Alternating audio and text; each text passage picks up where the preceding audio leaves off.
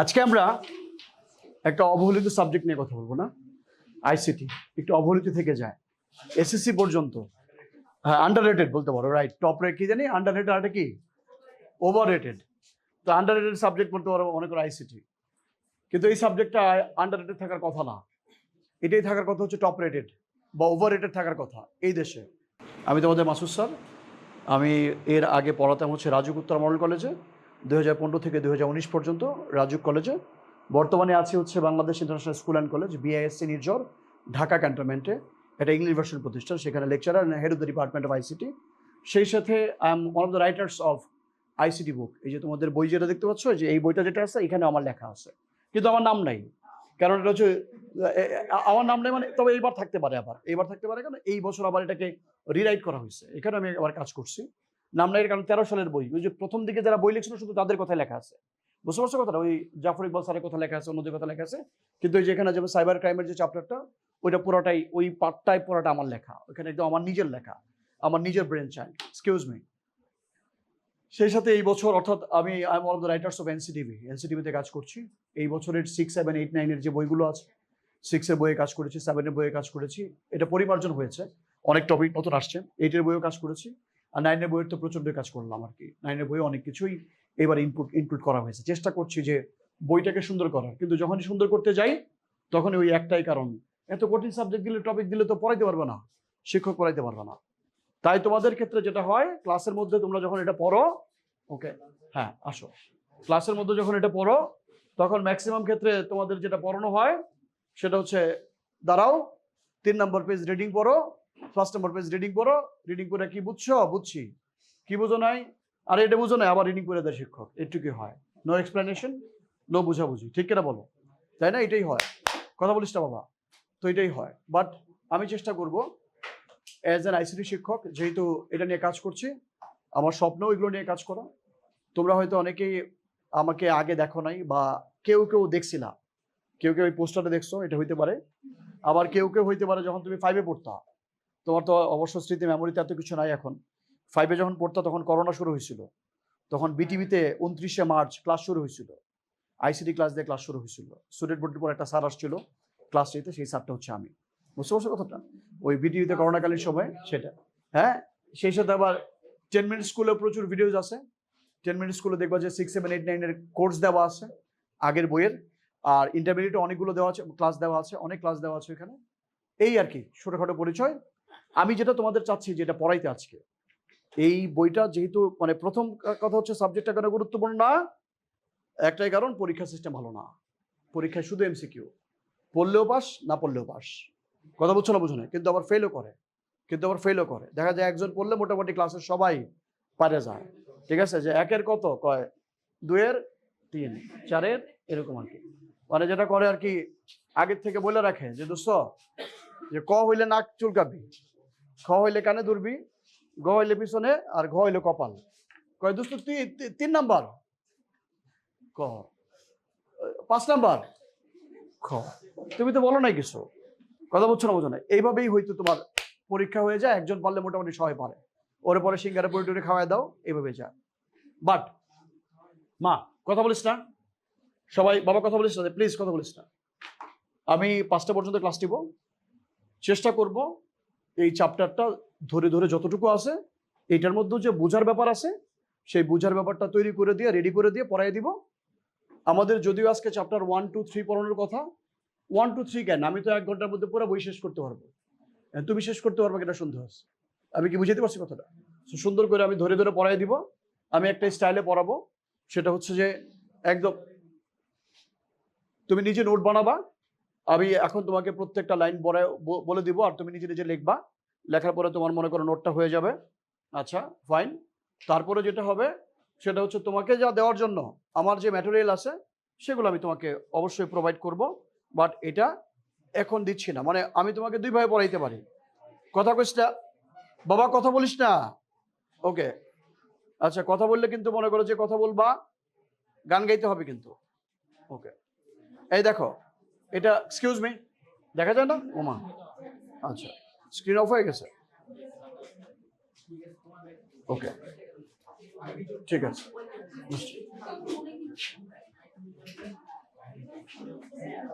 ওকে, রাজুকে আছো কয়জন এখানে? হাত তুলো। রাজুকে নব, হাইবুল্লাহ কয়জন? হাইবুল্লাহ কেউ আছো? Very good. আর উত্তরা গার্লস হাই স্কুল, গার্লসে আসো? ওকে, তুমি গার্লসে পড়ো, ভেরি গুড। ওকে, উত্তর হাই স্কুলে কয়জন আছো? উত্তর হাই স্কুলে, থ্যাংক ইউ, নো প্রবলেম। এমন একটা জায়গায় আছো, তুমি যেখানেই পড়ো না কেন, জাস্ট তুমি যদি তোমার নিজেকে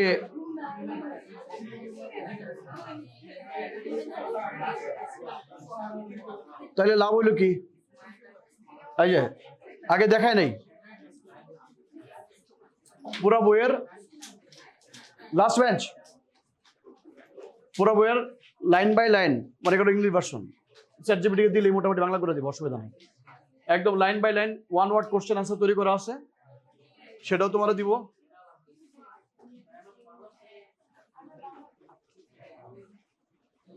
কথা বললে কিন্তু বেশি কথা হবে, কথা বলিস না, মনোযোগ দে বাবা। দেখো এইটা তোমাকে পড়াই দিব, পাশাপাশি তোমার মনে করো তোমার যখন নোট দরকার, এই যে প্রত্যেক চ্যাপ্টারের, এই যে চ্যাপ্টার 1-এর এই পর্যন্ত যে কোশ্চেনগুলো পরীক্ষায় আসছে, বোর্ডে আসছে, সব এখানে রেডি করা আছে।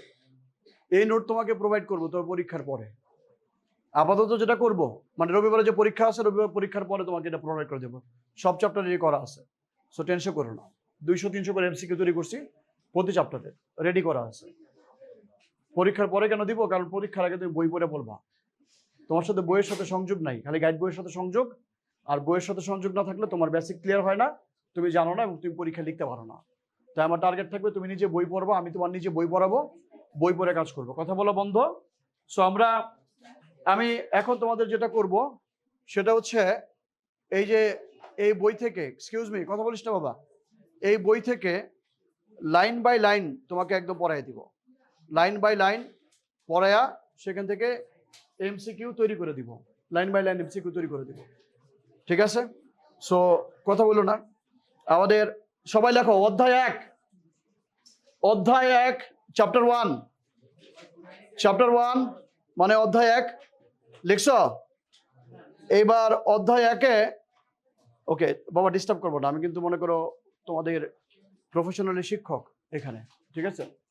সো অধ্যায় 1-এ তোমাদের এইখান থেকে আমি যেটা করব, তোমরা এটাও দেখবা, টপিকটাও বুঝাবো, পাশাপাশি এই টপিক থেকে কোন লাইন থেকে কি প্রশ্ন আসতে পারে সেভাবে রেডি করে দিব। তাহলে তুমি বইও দেখলা, বইটা সামনে রাখতে পারো, বইও দেখলা, নিজে প্রশ্ন তৈরি করলা, তোমার নোট নিজে পড়বা, একটা লাইনে মিস হবে না। তখন মনে করো কোনো কারণ গাইড বইকে 500 এমসিকিউ পড়বা, একই রকম প্রশ্ন সব, লাভ হইব না। সো তুমি বই থেকে পড়লে লাভ বেশি হবে। চলো আগাই। Okay ready? যেমন মনে করো প্রশ্ন 1 নম্বর লেখো, 21 শতকের সম্পদ কি? উত্তর লেখো। প্রশ্ন 1 নম্বর, 21 শতকের সম্পদ বলতে কি বোঝায়, বা 21 শতকের সম্পদ কি? ওকে, জ্ঞান। উত্তর হচ্ছে জ্ঞান। 21 শতকের সম্পদ কি? সুন্দর করে লিখবা, নিজের নোটটা যেন নিজে সুন্দর লাগে। বাবা ব্যাগের উপর লিখিস না, ব্যাগ থেকে নামাও, মানে বেঞ্চের উপর লেখো। হ্যাঁ, ব্যাগটা নাও। 21 শতকের সম্পদ কি? জ্ঞান। বুঝতে পারছো কথাটা? ওকে ওকে, তারপর লেখো 2 নম্বর কোশ্চেন, ট্রান্সলেট করে দিব, ইংলিশটা তোকে দিয়ে দিব, ওইটা আছে ওইখানে, ঠিক আছে? ওই যে তোমার জন্য রেডি করা বলছি, দেখাইছি না, আছে কিন্তু, মিথ্যা বলছি না কিন্তু, এই যে আছে যে মিথ্যা না, রেডি দিয়ে দিব ওখানে। তাহলে এখন আর একসাথে 2টা বলতে গেলে সময় নষ্ট হয়ে যাবে। ওকে,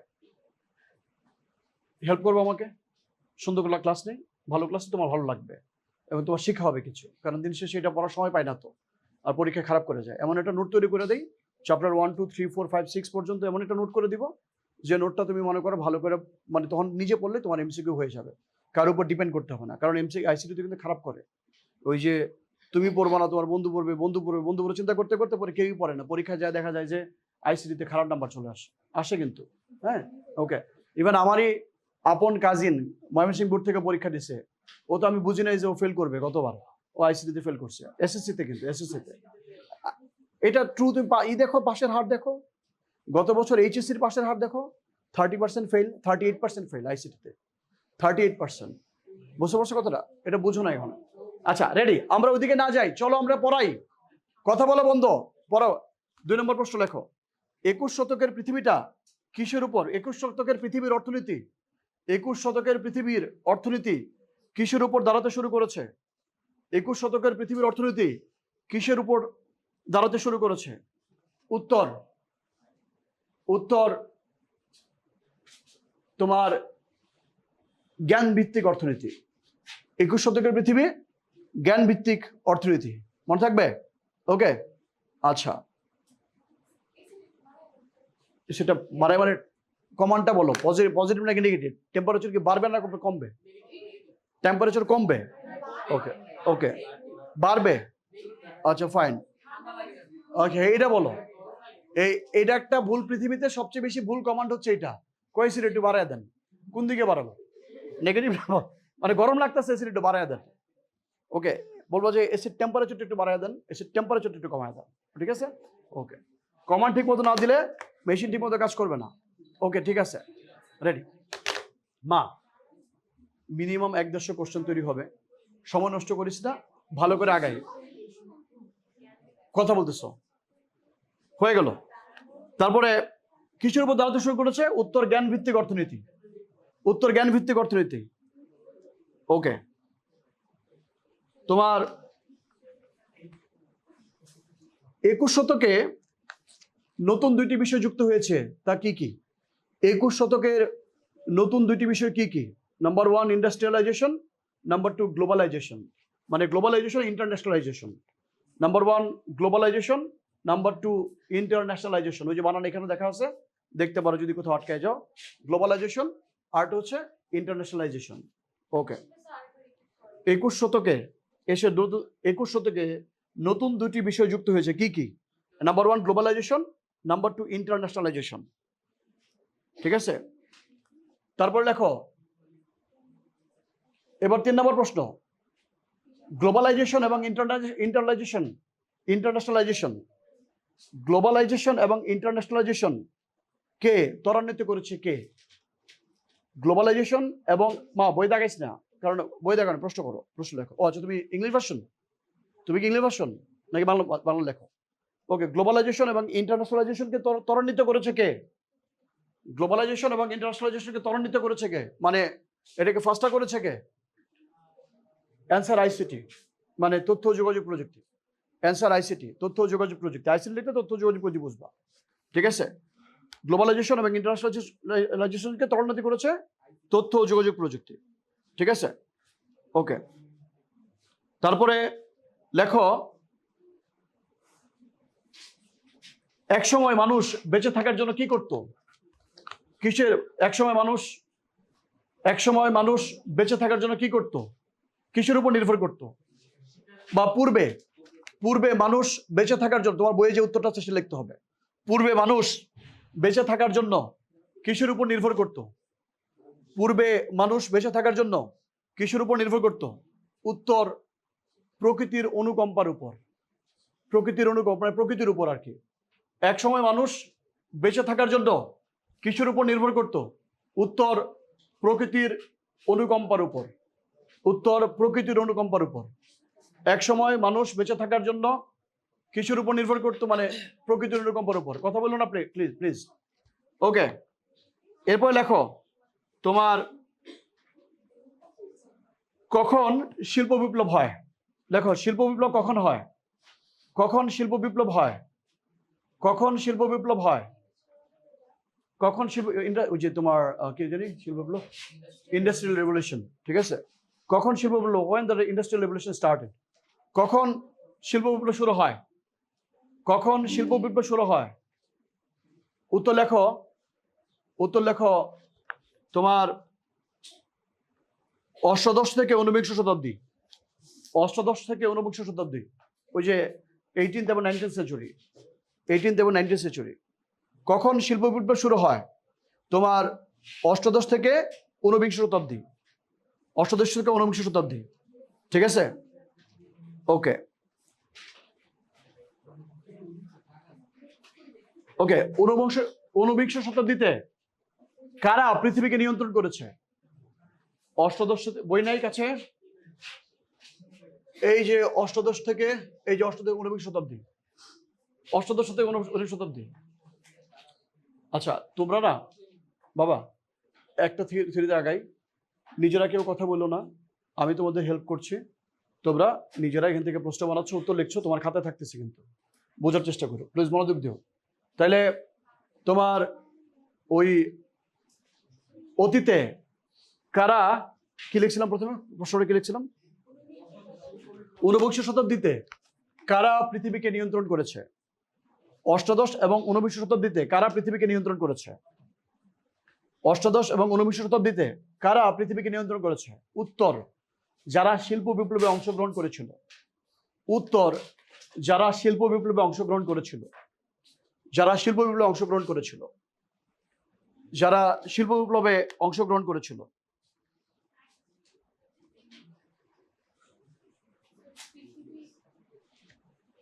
মনে তোমার মনে করো পৃথিবী, ওই যে তুমি তোমার বইটা পড়ি, পৃথিবীকে শাসন করেছিল কারা? ঠিক আছে, ওকে, নলেজ ইকোনমি। ওকে, তারপরে জ্ঞান ভিত্তিক অর্থনীতির সূচনা হয়েছে কবে? আচ্ছা, এই যে কথা বলতেছো, এক একজন মিস করতেছো, প্রবলেমটা হচ্ছে, প্লিজ কথা বলবো না। দেখো, জ্ঞান ভিত্তিক অর্থনীতির সূচনা হয়েছিল কবে? জ্ঞান ভিত্তিক অর্থনীতির সূচনা হয়েছিল কবে? জ্ঞান ভিত্তিক অর্থনীতির সূচনা হয়েছিল কবে? উত্তর, 21 শতকে।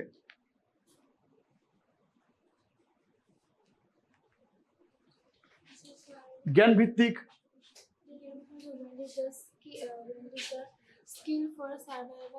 আমি তোমাকে এটা দিয়ে দিব, জাস্ট তুমি চুপ করে বসে শুনো, খালি তাহলে হবে, শোনো, ঠিক আছে? তোমাকে এটা দিয়ে, এটা একদম সেম জিনিসটা রেডি করা আছে এখানে, তোমাকে আমি দিয়ে ইংলিশ ভার্সন পাঠিয়ে দেবো আমি আলাদা করে, ঠিক আছে? চ্যাপ্টার 1 থেকে না লেখা লাগবে, তুমি শুধু শোনো, ওকে? তাহলে জ্ঞান ভিত্তিক অর্থনীতির সূচনা হয়েছিল কবে? 21 শতকে। ফাইন, লেখছো আগামীর পৃথিবী কারা শাসন করবে? লেখো, আগামীর পৃথিবী কারা শাসন করবে?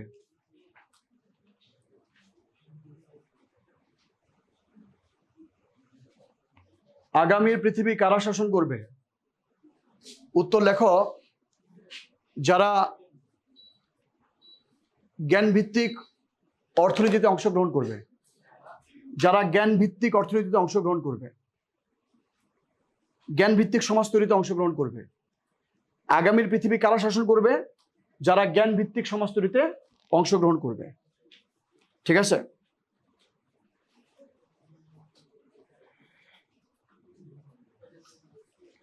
ওকে,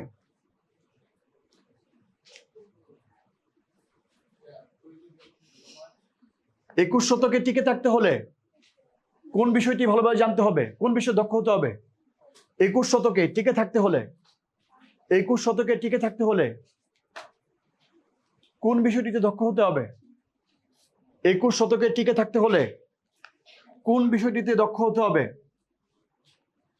21 শতকে টিকে থাকতে হলে কোন বিষয়টিতে দক্ষ হতে হবে? উত্তর, তথ্য ও যোগাযোগ প্রযুক্তি।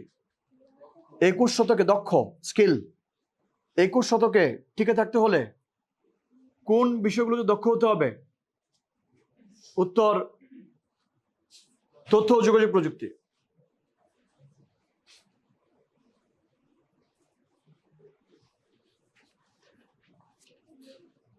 তারপর লেখো, একজন শিক্ষার্থী তথ্য প্রযুক্তি ব্যবহারে অভ্যস্ত না হলে কি হবে?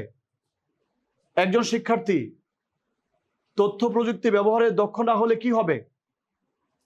একজন শিক্ষার্থী তথ্য প্রযুক্তি ব্যবহারে দক্ষ না হলে কি হবে?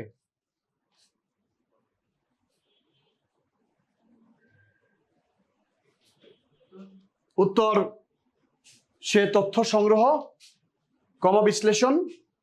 উত্তর, সে তথ্য সংগ্রহ, বিশ্লেষণ, সংযোজন। সে তথ্য সংগ্রহ, বিশ্লেষণ, সংযোজন এবং মূল্যায়ন করে। তথ্য সংগ্রহ কয়টা জিনিস? একটা। তারপরে বিশ্লেষণ 2টা, সংযোজন 3টা এবং মূল্যায়ন 4টা জিনিস করতে পারবে না। কথা বলছো না, বোঝো নাই? মূল্যায়ন করে নতুন জিনিস নতুন তথ্য সৃষ্টি করতে পারবে না, নতুন তথ্য সৃষ্টি করতে পারবে না।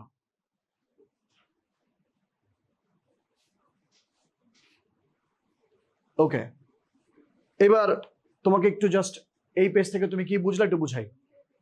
বা দেখো, এই 18-19 শতকের আগে পৃথিবীটা ছিল হচ্ছে তোমার প্রকৃতির উপর নির্ভর করতো। প্রকৃতির উপর নির্ভর করতো মানে হচ্ছে যে দেশে মনে করো যে সম্পদ আছে, মানে যার দেশে যত সম্পদ আছে সেই দেশ তত বড় লোক। মানে আমাদের পুরোপুরি প্রকৃতির উপর নির্ভর করতে হতো। আমাদের ধান ফলানোর জন্য, ফসল উৎপাদনের জন্য ওই বৃষ্টি আসলে ফসল হইতো, বৃষ্টি না আসলে ফসল হইতো না। কথা বুঝছো না বুঝো নাই? পরবর্তী দেখা গেলো আমরা আস্তে আস্তে প্রকৃতিকে নিয়ন্ত্রণ করতে পেরেছি। কিভাবে? অনেক বড় বড় শিল্প কারখানা উদ্ভাবন করেছি, যন্ত্রপাতি উদ্ভাবন করেছি, করে আমরা প্রকৃতিকে নিয়ন্ত্রণ করেছি। কি সমস্যা মা? কোনো সমস্যা হলে আমাকে বলো। ডিস্টার্ব করছো কেন? ক্লাস 10-এ পড়ছো, কিন্তু অনেক বড় হয়েছো, ছোট বাচ্চাও না কিন্তু। রেডি? তো দেখো বাবা, এরপরে তোমার ইন্ডাস্ট্রিয়ালাইজেশন ও গ্লোবালাইজেশনের কারণে, মানে ইন্ডাস্ট্রিয়ালাইজেশনের কারণে তোমার প্রকৃতিকে তুমি নিয়ন্ত্রণ করতে পারছো। এই যে এই রুমে দেখো আমি প্রকৃতিকে নিয়ন্ত্রণ করছি কিভাবে। এই রুমে তোমার অনেকে বসছো, গরম লাগবে, এটা হলো প্রকৃতির ব্যাপার, কিন্তু তুমি এসি ছাড়ছো, তার মানে তুমি ওই যে যন্ত্র আবিষ্কার করে প্রকৃতিকে নিয়ন্ত্রণ করছো। এই রুমে তুমি বসছো, তোমার এই অন্ধকার লাগবে, লাইট আবিষ্কার করেছো, লাইট আবিষ্কার করে প্রকৃতিকে নিয়ন্ত্রণ করছো, মানে জ্ঞান বিজ্ঞান দিয়ে কাজে লাগায়া। কথা বুঝছো না বুঝো নাই? তার মানে এখন তুমি পরবর্তীতে কি করছো? প্রকৃতিকে কাজে লাগাচ্ছ। ফাইন। ওইটা শুরু হয়েছিল কখন? যে সকল দেশের মনে করো এরকম ইন্ডাস্ট্রিয়াল রেভলিউশন ঘটছিল, বড় বড় যাদের মেশিন ছিল, বড় বড় যাদের মনে করো ফ্যাক্টরি ছিল, সে সকল যাদের বেশি ছিল তারাই পৃথিবীকে নিয়ন্ত্রণ করছে, যেমন ইউরোপ, আমেরিকা, জার্মানি, তারা। এখন বর্তমানে এমন একটা সময় আসছি যেখানে তথ্য যোগাযোগ প্রযুক্তি ব্যবহার করে নতুন কিছু তুমি সৃষ্টি করতে পারো, তৈরি করতে পারো। যার যত বেশি স্কিল, একদম সারা দেশের মনে করি সারা বিশ্বের, এই যে বলতে পারো যে গ্লোবালাইজেশন, ইন্টারন্যাশনালাইজেশন তোমার এই তথ্য প্রযুক্তির মাধ্যমে সম্ভব হয়েছে। মানে কি? সেটা হচ্ছে তোমার এরকম, যেমন বর্তমানে তুমি বাংলাদেশে জন্মগ্রহণ করছো, তুমি যদি চাও যে তুমি আমেরিকান নাগরিকত্ব গ্রহণ করবা, তাহলে এটাও পসিবল।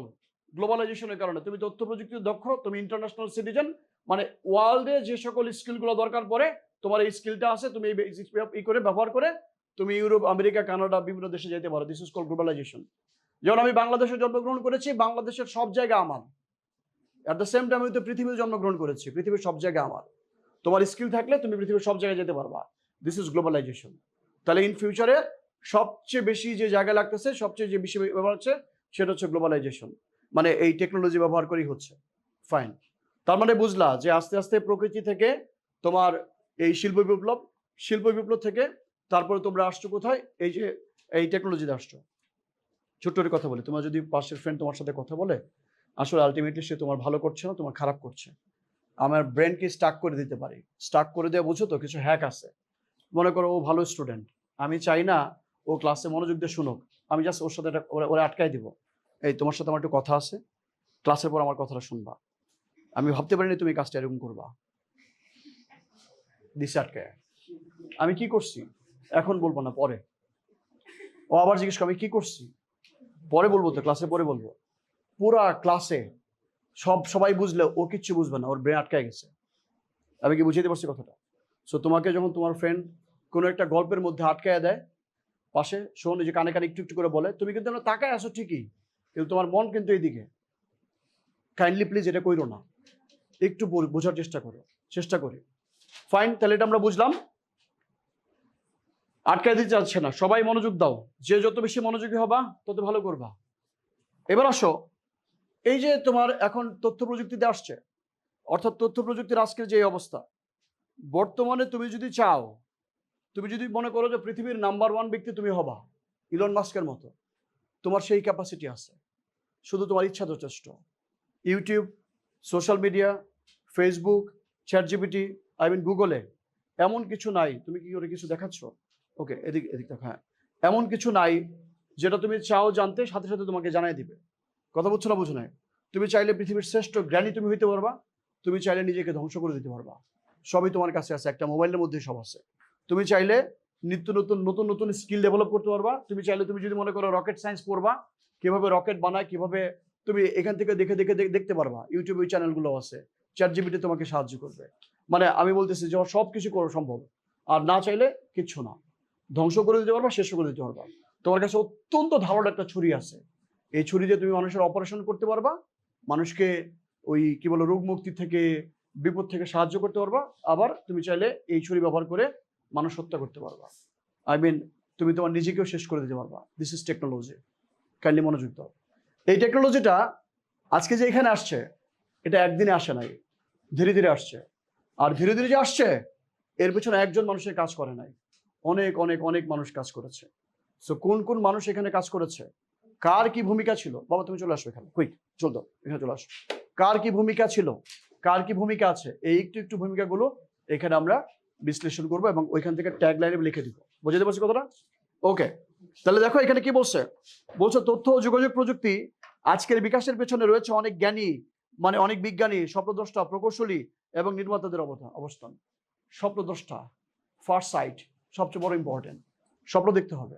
আজ থেকে অনেক বছর আগে হয়তো কেউ স্বপ্ন দেখছিল, ইস এমন কোনো ডিভাইস যদি থাকতো, এমন কোনো সিস্টেম যদি থাকতো যে আমি মনে করি আমার আম্মাকে এই মুহূর্তে দেখতে পারবো। বাস কেউ না কেউ চিন্তা করছে, পরে আবিষ্কার হয়ে গেছে হোয়াটসঅ্যাপ, ভাইবার, মেসেঞ্জার। কেউ না কেউ আগে স্বপ্ন দেখছে, কেউ না কেউ আগে চিন্তা করছে। তোমার মাথায় যদি এরকম কিছু চিন্তা আসে, প্রতিদিন মানুষ কিন্তু বিভিন্ন বিষয়ে চিন্তা করে এবং চিন্তাও করে আবার ভুলেও যায়। প্রতিদিন তোমার মাথায় এত পরিমাণ থট আসে, তুমি চিন্তাও করতে পারো না, আবার থটগুলো ভুলেও যাও, চলেও যায়। তোমার উচিত যখনই কোনো একটা বেটার আইডিয়া আসবে, কোনো একটা জায়গায় নোট ডাউন করে ফেলা, নোট ডাউন করে রেখে দেওয়া, বাস মনে থাকবে। আমি যেটা করি, হঠাৎ করে এই মুহূর্তে যদি কোনো কিছু মনে হয়, আমি মুহূর্তে একটু মনে করো চ্যাটজিপিটিকে বলে রাখি, মনে করো ভয়েস দিলেই হয়ে যায়, ও সাথে সাথে এটা রেখে দিচ্ছে। পরবর্তীতে আমি হিস্ট্রিগুলোতে পাচ্ছি যে আমি কি মনে করছিলাম, কি নিয়ে একটা ভিডিও। হঠাৎ করে আমার মনে হইলো যে আমি আজকে একটা ভিডিও বানাবো যে এই 21 শতকের তোমরা যারা জেনজি আসো, ঠিক আছে, যে নাকি জেনজির পরে কোনটা তোমরা এখন, তোমরা এখনো জেনজি? আচ্ছা ওকে, ঠিক আছে, কথা বলিস না প্লিজ। যে জেনজি কিন্তু আগের মতো পড়াইলে হবে না, এদেরকে তো পড়ানোর টেকনিক চেঞ্জ করতে হবে। তার মানে এরা পড়বে, আমাদেরকে শুধুমাত্র ওই আমরা যদি আগের মতো করে পড়াই তাহলে এরা বুঝবে না। সো টিচারকেও কিন্তু আধুনিক হইতে হবে, টিচারকে আরো অনেক কিছু শিখতে হবে। আমি কি বুঝাইতে পারছি কথাটা? তাইলে পোলাপান বুঝবে, শুধু পোলাপানের দোষ দিয়ে লাভ নেই। আমার মাথায় এটা আসছে, মুহূর্তের মধ্যে মনে করো চ্যাটজিপিটিকে বলছি এই যে টপিকটা মনে রাখো, এই টপিকটা একটা ভিডিও বানাবো। আমি কি বুঝাইতে পারছি কথাটা? ওরা এখানে দিচ্ছে, আমি এটাতে একটা ভিডিও বানাই ফেলাবো। কথা বুঝছো না বুঝো নাই, হয়ে যাবে। সো এরকম মনে করে আইডিয়াটা মাথায়, আমি একটু পরে ভুলেও যেতে পারি, সকালে মনে পড়ছে বিকেলে ভুলেও যেতে পারি, দেখবো আর কাজটা করা হবে না। সো এরকম মনে করো স্বপ্ন দোষটা ছিল যাদের কারণে এই কাজটা হয়েছে। তো ঠিক এরকম তোমার যেমন মনে করো তার এবং তারহীন যোগাযোগ ব্যবস্থা, কম্পিউটারের গণনা ক্ষমতা বৃদ্ধি এবং মাইক্রো ইলেকট্রনিক্সের বিকাশ বর্তমানে আইসিটিকে হাতের মুঠোয় নিয়ে এসেছে। খেয়াল করে দেখো, একটা সময় ছিল মনে করো ইস এমন কোনো ডিভাইস থাকতো যে ডিভাইস দিয়ে আমি এখান থেকে আমার মায়ের সাথে কথা বলতে পারবো। কেউ না কেউ চিন্তা করছে, এরপর এই চিন্তাটা কাজে লাগায় কেউ না কেউ টেলিফোন আবিষ্কার করে ফেলছে, রাইট? টেলিফোন আবিষ্কার হয়েছে। টেলিফোন আবিষ্কার হওয়ার পরে তোমার মনে করো অনেক দিন পর্যন্ত এটা ছিল একটা বেস্ট আবিষ্কার, মানে পৃথিবীর শ্রেষ্ঠ আবিষ্কার ছিল এটা। আমি এই এসিটা বন্ধ করে দিই। অনেকদিন পর্যন্ত এটা ছিল একটা শ্রেষ্ঠ আবিষ্কার, তাহলে ওই একটা চললে ঠিক থাকবে, শ্রেষ্ঠ আবিষ্কার। পরবর্তী হঠাৎ করে দেখা গেল, মা তুমি একটু বসে চাপো, বসে চলে যাও, হ্যাঁ ওকে। অনেকদিন এই আবিষ্কার ঠিক ছিল, পরে হঠাৎ করে আবিষ্কার হয়েছে, ইস এমন কোনো ডিভাইস থাকতো যে ডিভাইসটা আমি সাথে নিয়ে যেতে পারি, যে কোনো সময় যে কোনো কারোর সাথে কথা বলতে পারি। কেউ না কেউ চিন্তা করছে, বানাই ফেলছে মোবাইল ফোন। আমি কি বুঝাতে পারছি কথাটা? তাহলে ওই যে তার, এরপরে বেতার, কথা বলছো না, মানে তার হচ্ছে ওয়্যার, এরপরে ওয়্যারলেস, এরপরে কি হয়েছে আবার প্রসেসিং ক্ষমতা।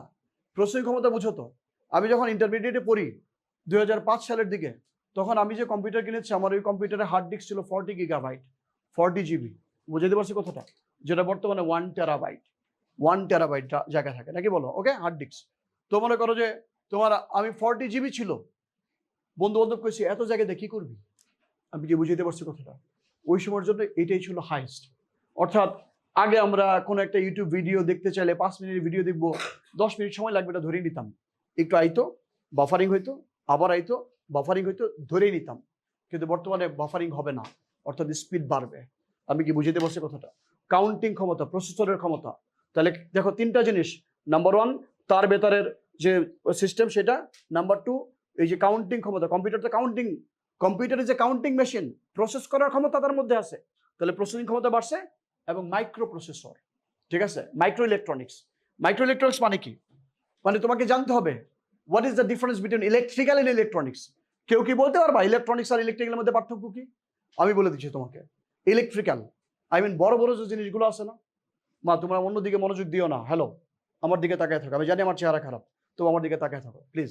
ওকে, সেটা হচ্ছে এরকম, দেখো এই যে তোমার ট্রান্সমিটার, লিফট, পাওয়ার স্টেশন, এই যে বড় বড় জিনিস যেগুলো আছে এগুলোকে বলে ইলেকট্রিক্যাল জিনিস, ইলেকট্রিক্যাল। সহজে বলতেছি আর কি, সহজে। যেমন ইঞ্জিনিয়ারিং কাকে বলে? Application of mathematics is called engineering. গণিতের ব্যবহারিক প্রয়োগ হচ্ছে তোমার practical application of mathematics is called engineering. বুঝতে পারছি, গণিতের ব্যবহারিক প্রয়োগ হচ্ছে ইঞ্জিনিয়ারিং। ওই যে মেশিন কাকে বলে? যা মানুষের কাজকে সহজ করে, তাই মেশিন। ব্যাপারটা হচ্ছে এরকম আর কি। তো তোমার যেটা বলছি সেটা হচ্ছে এই যে ডে বাই ডে তোমার মনে করো যে জিনিসগুলো কি বলতেছিলাম জানি আমি, ওই যে স্টাক হয়ে অন্যদিকে চলে গেছিলাম, কি বলতেছিলাম? Electrical, electric, right. ওই বড় বড় জিনিসগুলো হচ্ছে ইলেকট্রিক্যাল, আর মোবাইল ফোন, ঘড়ি, ঠিক আছে, ল্যাপটপ, ডেস্কটপ বা টিভি, এগুলো হচ্ছে ইলেকট্রনিক্স জিনিসপত্র। তাহলে মাইক্রো ইলেকট্রনিক্স মানে কি? একটা সময় যে তোমার বইয়ের মধ্যে আছে, একটা সময় কম্পিউটার কখনো একক মালিকানা কিনবা, মানে একা একটা কম্পিউটার কিনবা, এটা ওয়াজ ইম্পসিবল। একা একটা কম্পিউটার কিনবা, এটা ওয়াজ ইম্পসিবল। এটা কিন্তু সংস্থা, কিন্তু সংস্থা, রাষ্ট্র কিন্তু। বাংলাদেশ একটা কম্পিউটার কিনবে, আমি কি বুঝাইতে পারছি কথাটা? বুঝতে পারছো কথাটা? বাংলাদেশ একটা কম্পিউটার কিনবে, এখানে রাষ্ট্রের ব্যাপার সেবার ছিল, একক কখনোই সম্ভব ছিল না। তো ঠিক একইভাবে এবার লেখো, প্রশ্ন লেখো।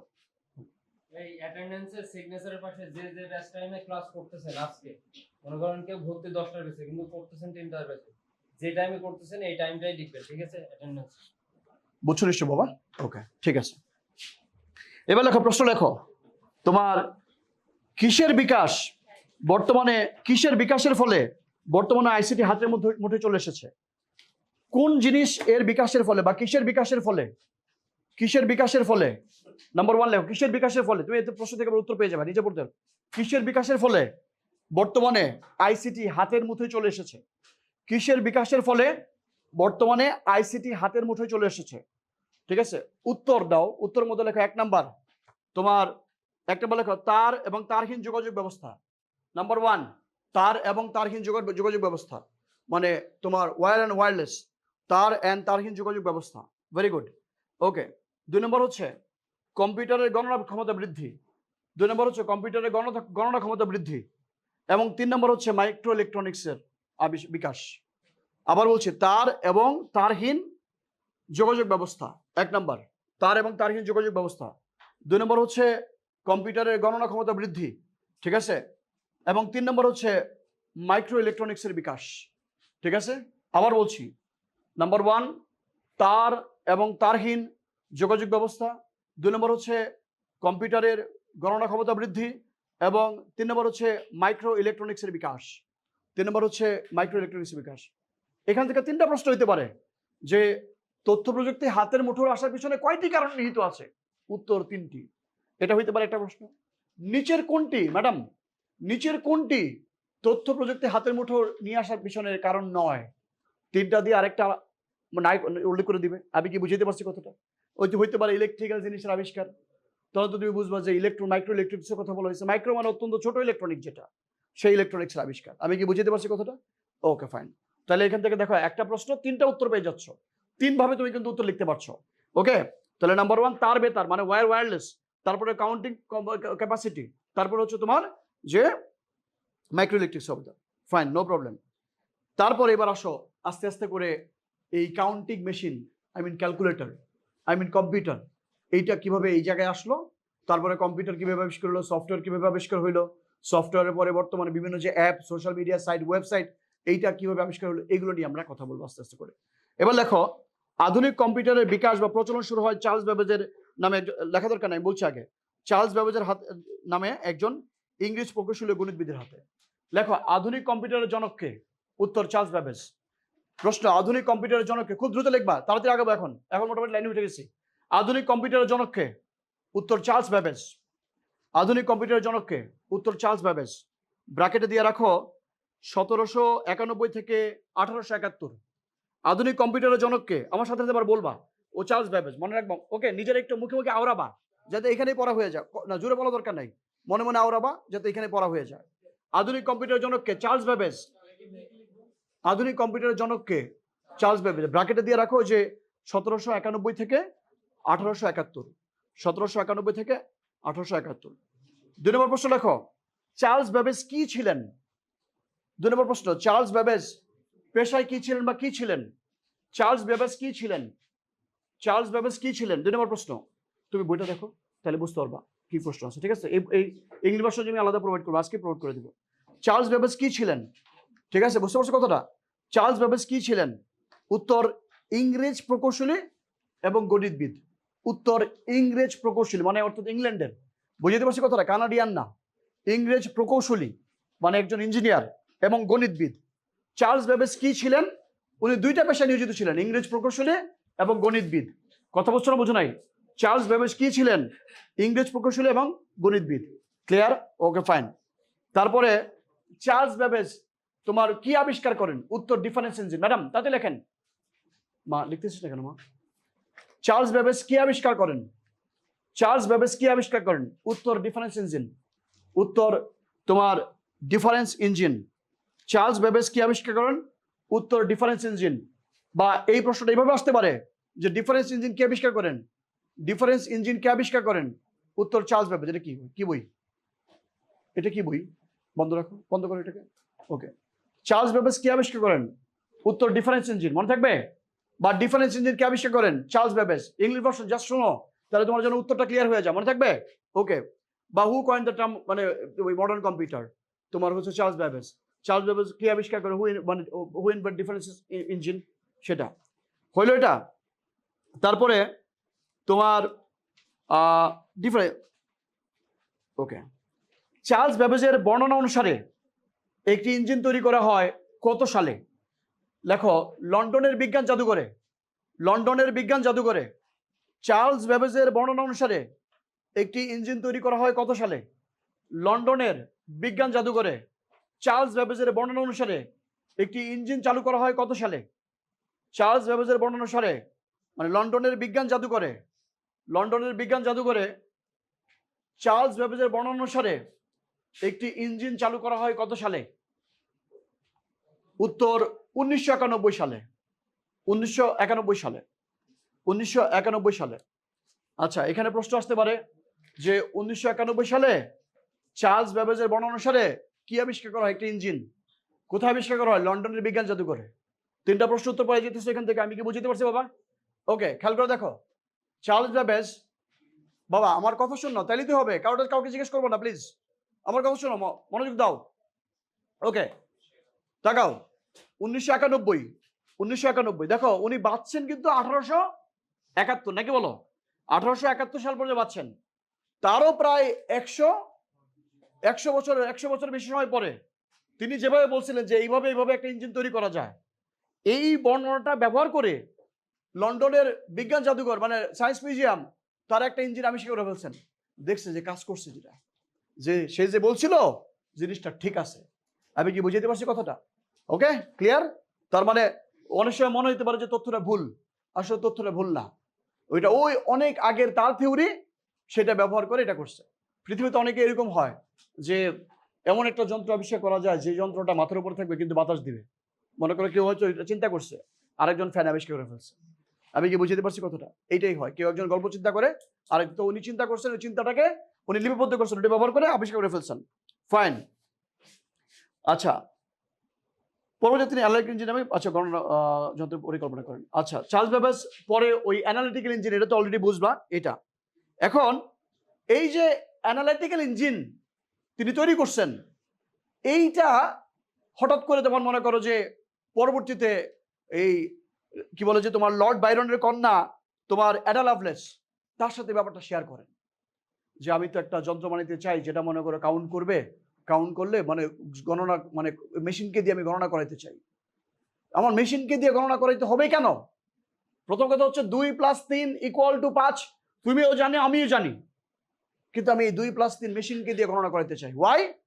কারণ 2 + 3 তুমি পারবা, 5 + 10 তুমি পারবা, কিন্তু 1 লক্ষ, 2 লক্ষ, 5 লক্ষ, 20 কোটি একসাথে অনেকগুলো নাম্বার দিলে তুমি পারবা না। পারবা, তোমার সময় লাগবে, কম্পিউটার সময় লাগবে না, তুমি টায়ার্ড হয়ে যাবা, কম্পিউটার টায়ার্ড হবে না, তোমার ভুল হইতে পারে, কম্পিউটার ভুল হবে না।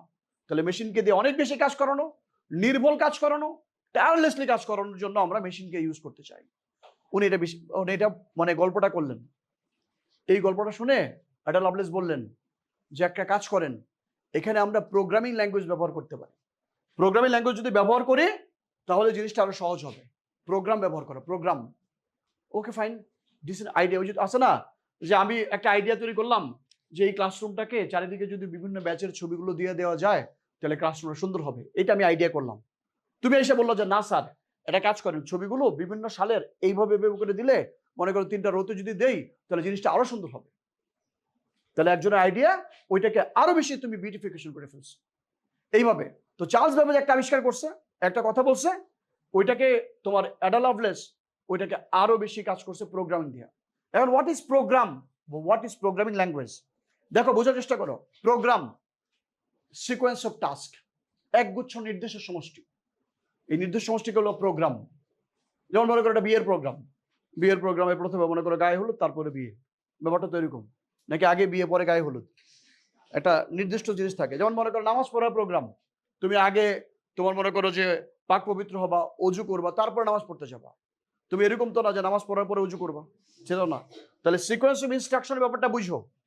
সিকোয়েন্স অফ ইনস্ট্রাকশনের ব্যাপারটা হচ্ছে এটা, যে এটার পরে এটা, এটার পরে এটা, এটার পরে এটা। মা কথা বলেছে যদি তাকাও, তাহলে যে একগুচ্ছ নির্দেশের সমষ্টিকে বলে প্রোগ্রাম। আমার সাথে বলো, বলো একগুচ্ছ নির্দেশের সমষ্টিকে প্রোগ্রাম বলা হয়।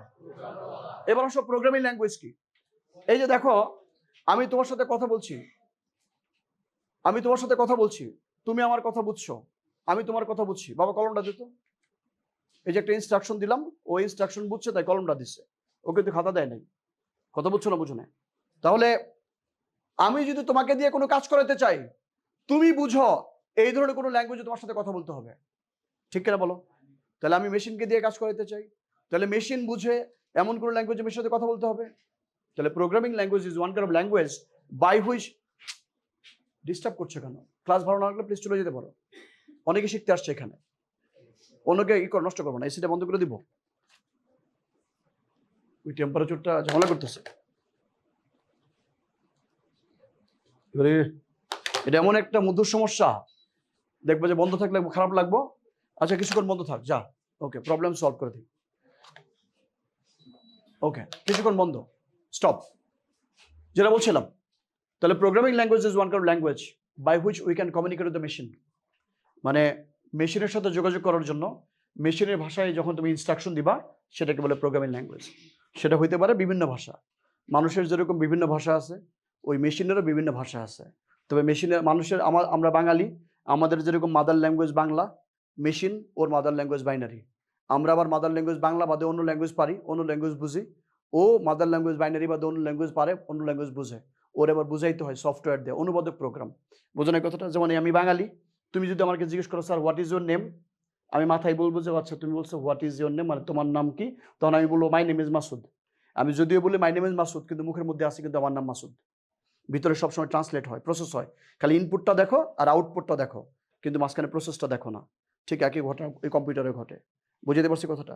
আমি তোমাকে যদি বলি নাগে দঙ্গা মা ও কিচারাবা নাতুক দংজা, কিছু বুঝছো? কিছুই বুঝো নাই, কারণ হ্যাঁ মি হাও এটা না, আমি তোমার আমি তোমার বানায় কিছু বলি নাই, এটা সত্যি ঘটনা বলছি। এটা হচ্ছে গারো ভাষা। এই যে মনে করো উপজাতি আছে না গারো, তারা বলে নাকি দঙ্গা মা কেমন আছিস, উকিচার আবা নাটক দংজা, নাটক দংজা মানে মাছ নাই। তাহলে দেখো তুমি ল্যাঙ্গুয়েজ জানো না দেখে বুঝো না। এখন মনে করো এমন একজন আছে যে মনে করো সে ফর এক্সাম্পল আমি এই মুহূর্তে জাপানিজ কারোর সাথে কথা বলতে চাই, আমি তাহলে ওর উচিত বাংলা শেখা, নাহলে আমার উচিত জাপানি শেখা।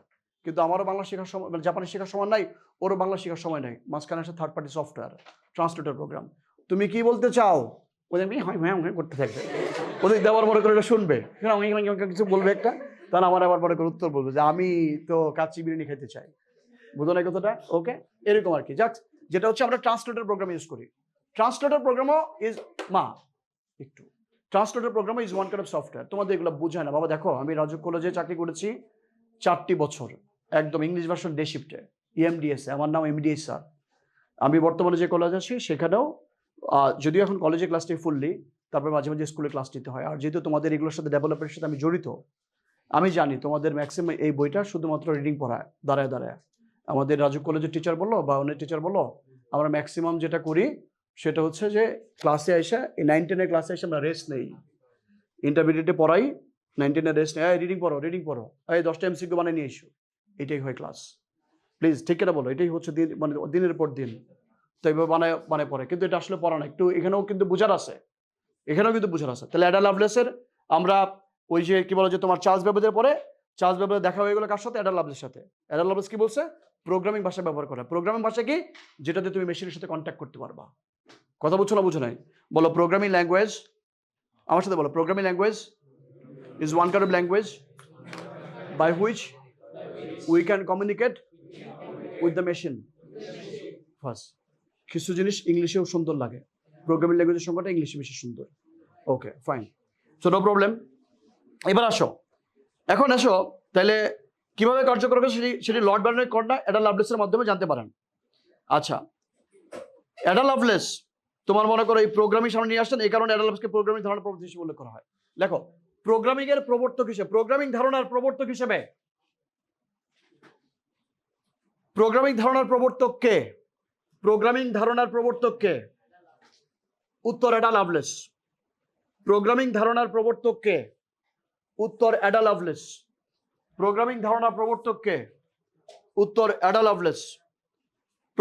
বা প্রোগ্রামিং ধারণাকে কে সামনে নিয়ে আসেন? উত্তর অ্যাডা লাভলেস। ঠিক আছে ফাইন। এবার আসো পরের প্রশ্ন, অ্যাডা লাভলেস কার কন্যা? উত্তর কবি লর্ড বাইরন। লেখো, অ্যাডা লাভলেস কার কন্যা? উত্তর কবি লর্ড বাইরন। অ্যাডা লাভলেস কার কন্যা? উত্তর কবি লর্ড বাইরন। অ্যাডা লাভলেস কার কন্যা? উত্তর কবি লর্ড বাইরন। অ্যাডা লাভলেস কার কন্যা? উত্তর কবি লর্ড বাইরন।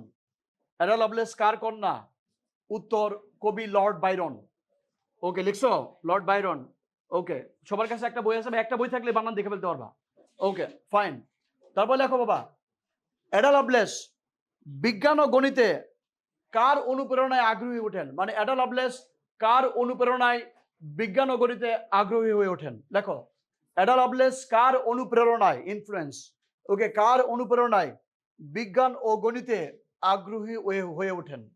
অ্যাডা লাভলেস কার অনুপ্রেরণায় বিজ্ঞান ও গণিতে আগ্রহী ওঠেন? উত্তর তার মায়ের। বুঝতে পারছি কথাটা? খেয়াল করে দেখো, পৃথিবীর প্রথম প্রোগ্রামার কিন্তু মেয়ে।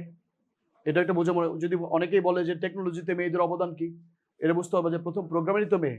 আর এই মাই কিন্তু মনে করো ওকে বেশি ইন্সপায়ার্ড করছে যে তুমি টেকনোলজি শিখো, বিজ্ঞান শিখো। আমি কি বুঝাইতে পারছি কথাটা? সো ওই যে আমাকে একটি শিক্ষিত মা দাও, আমি একটি শিক্ষিত জাতি দিব, কার লেখা এটা বলো? কার কথা এটা? Napoleon Bonaparte, right. তো ঠিক একইভাবে আমাদের জ্ঞান অর্জন করতে হবে। সবাই মনোযোগ দাও, লিখছো বাবা? তাহলে তার মায়ের অনুপ্রেরণায়। ওকে, তারপরে তোমার চার্লস বেবেজ তুরিন বিশ্ববিদ্যালয়ে কত সালে তার ইঞ্জিন সম্পর্কে বক্তব্য দেন?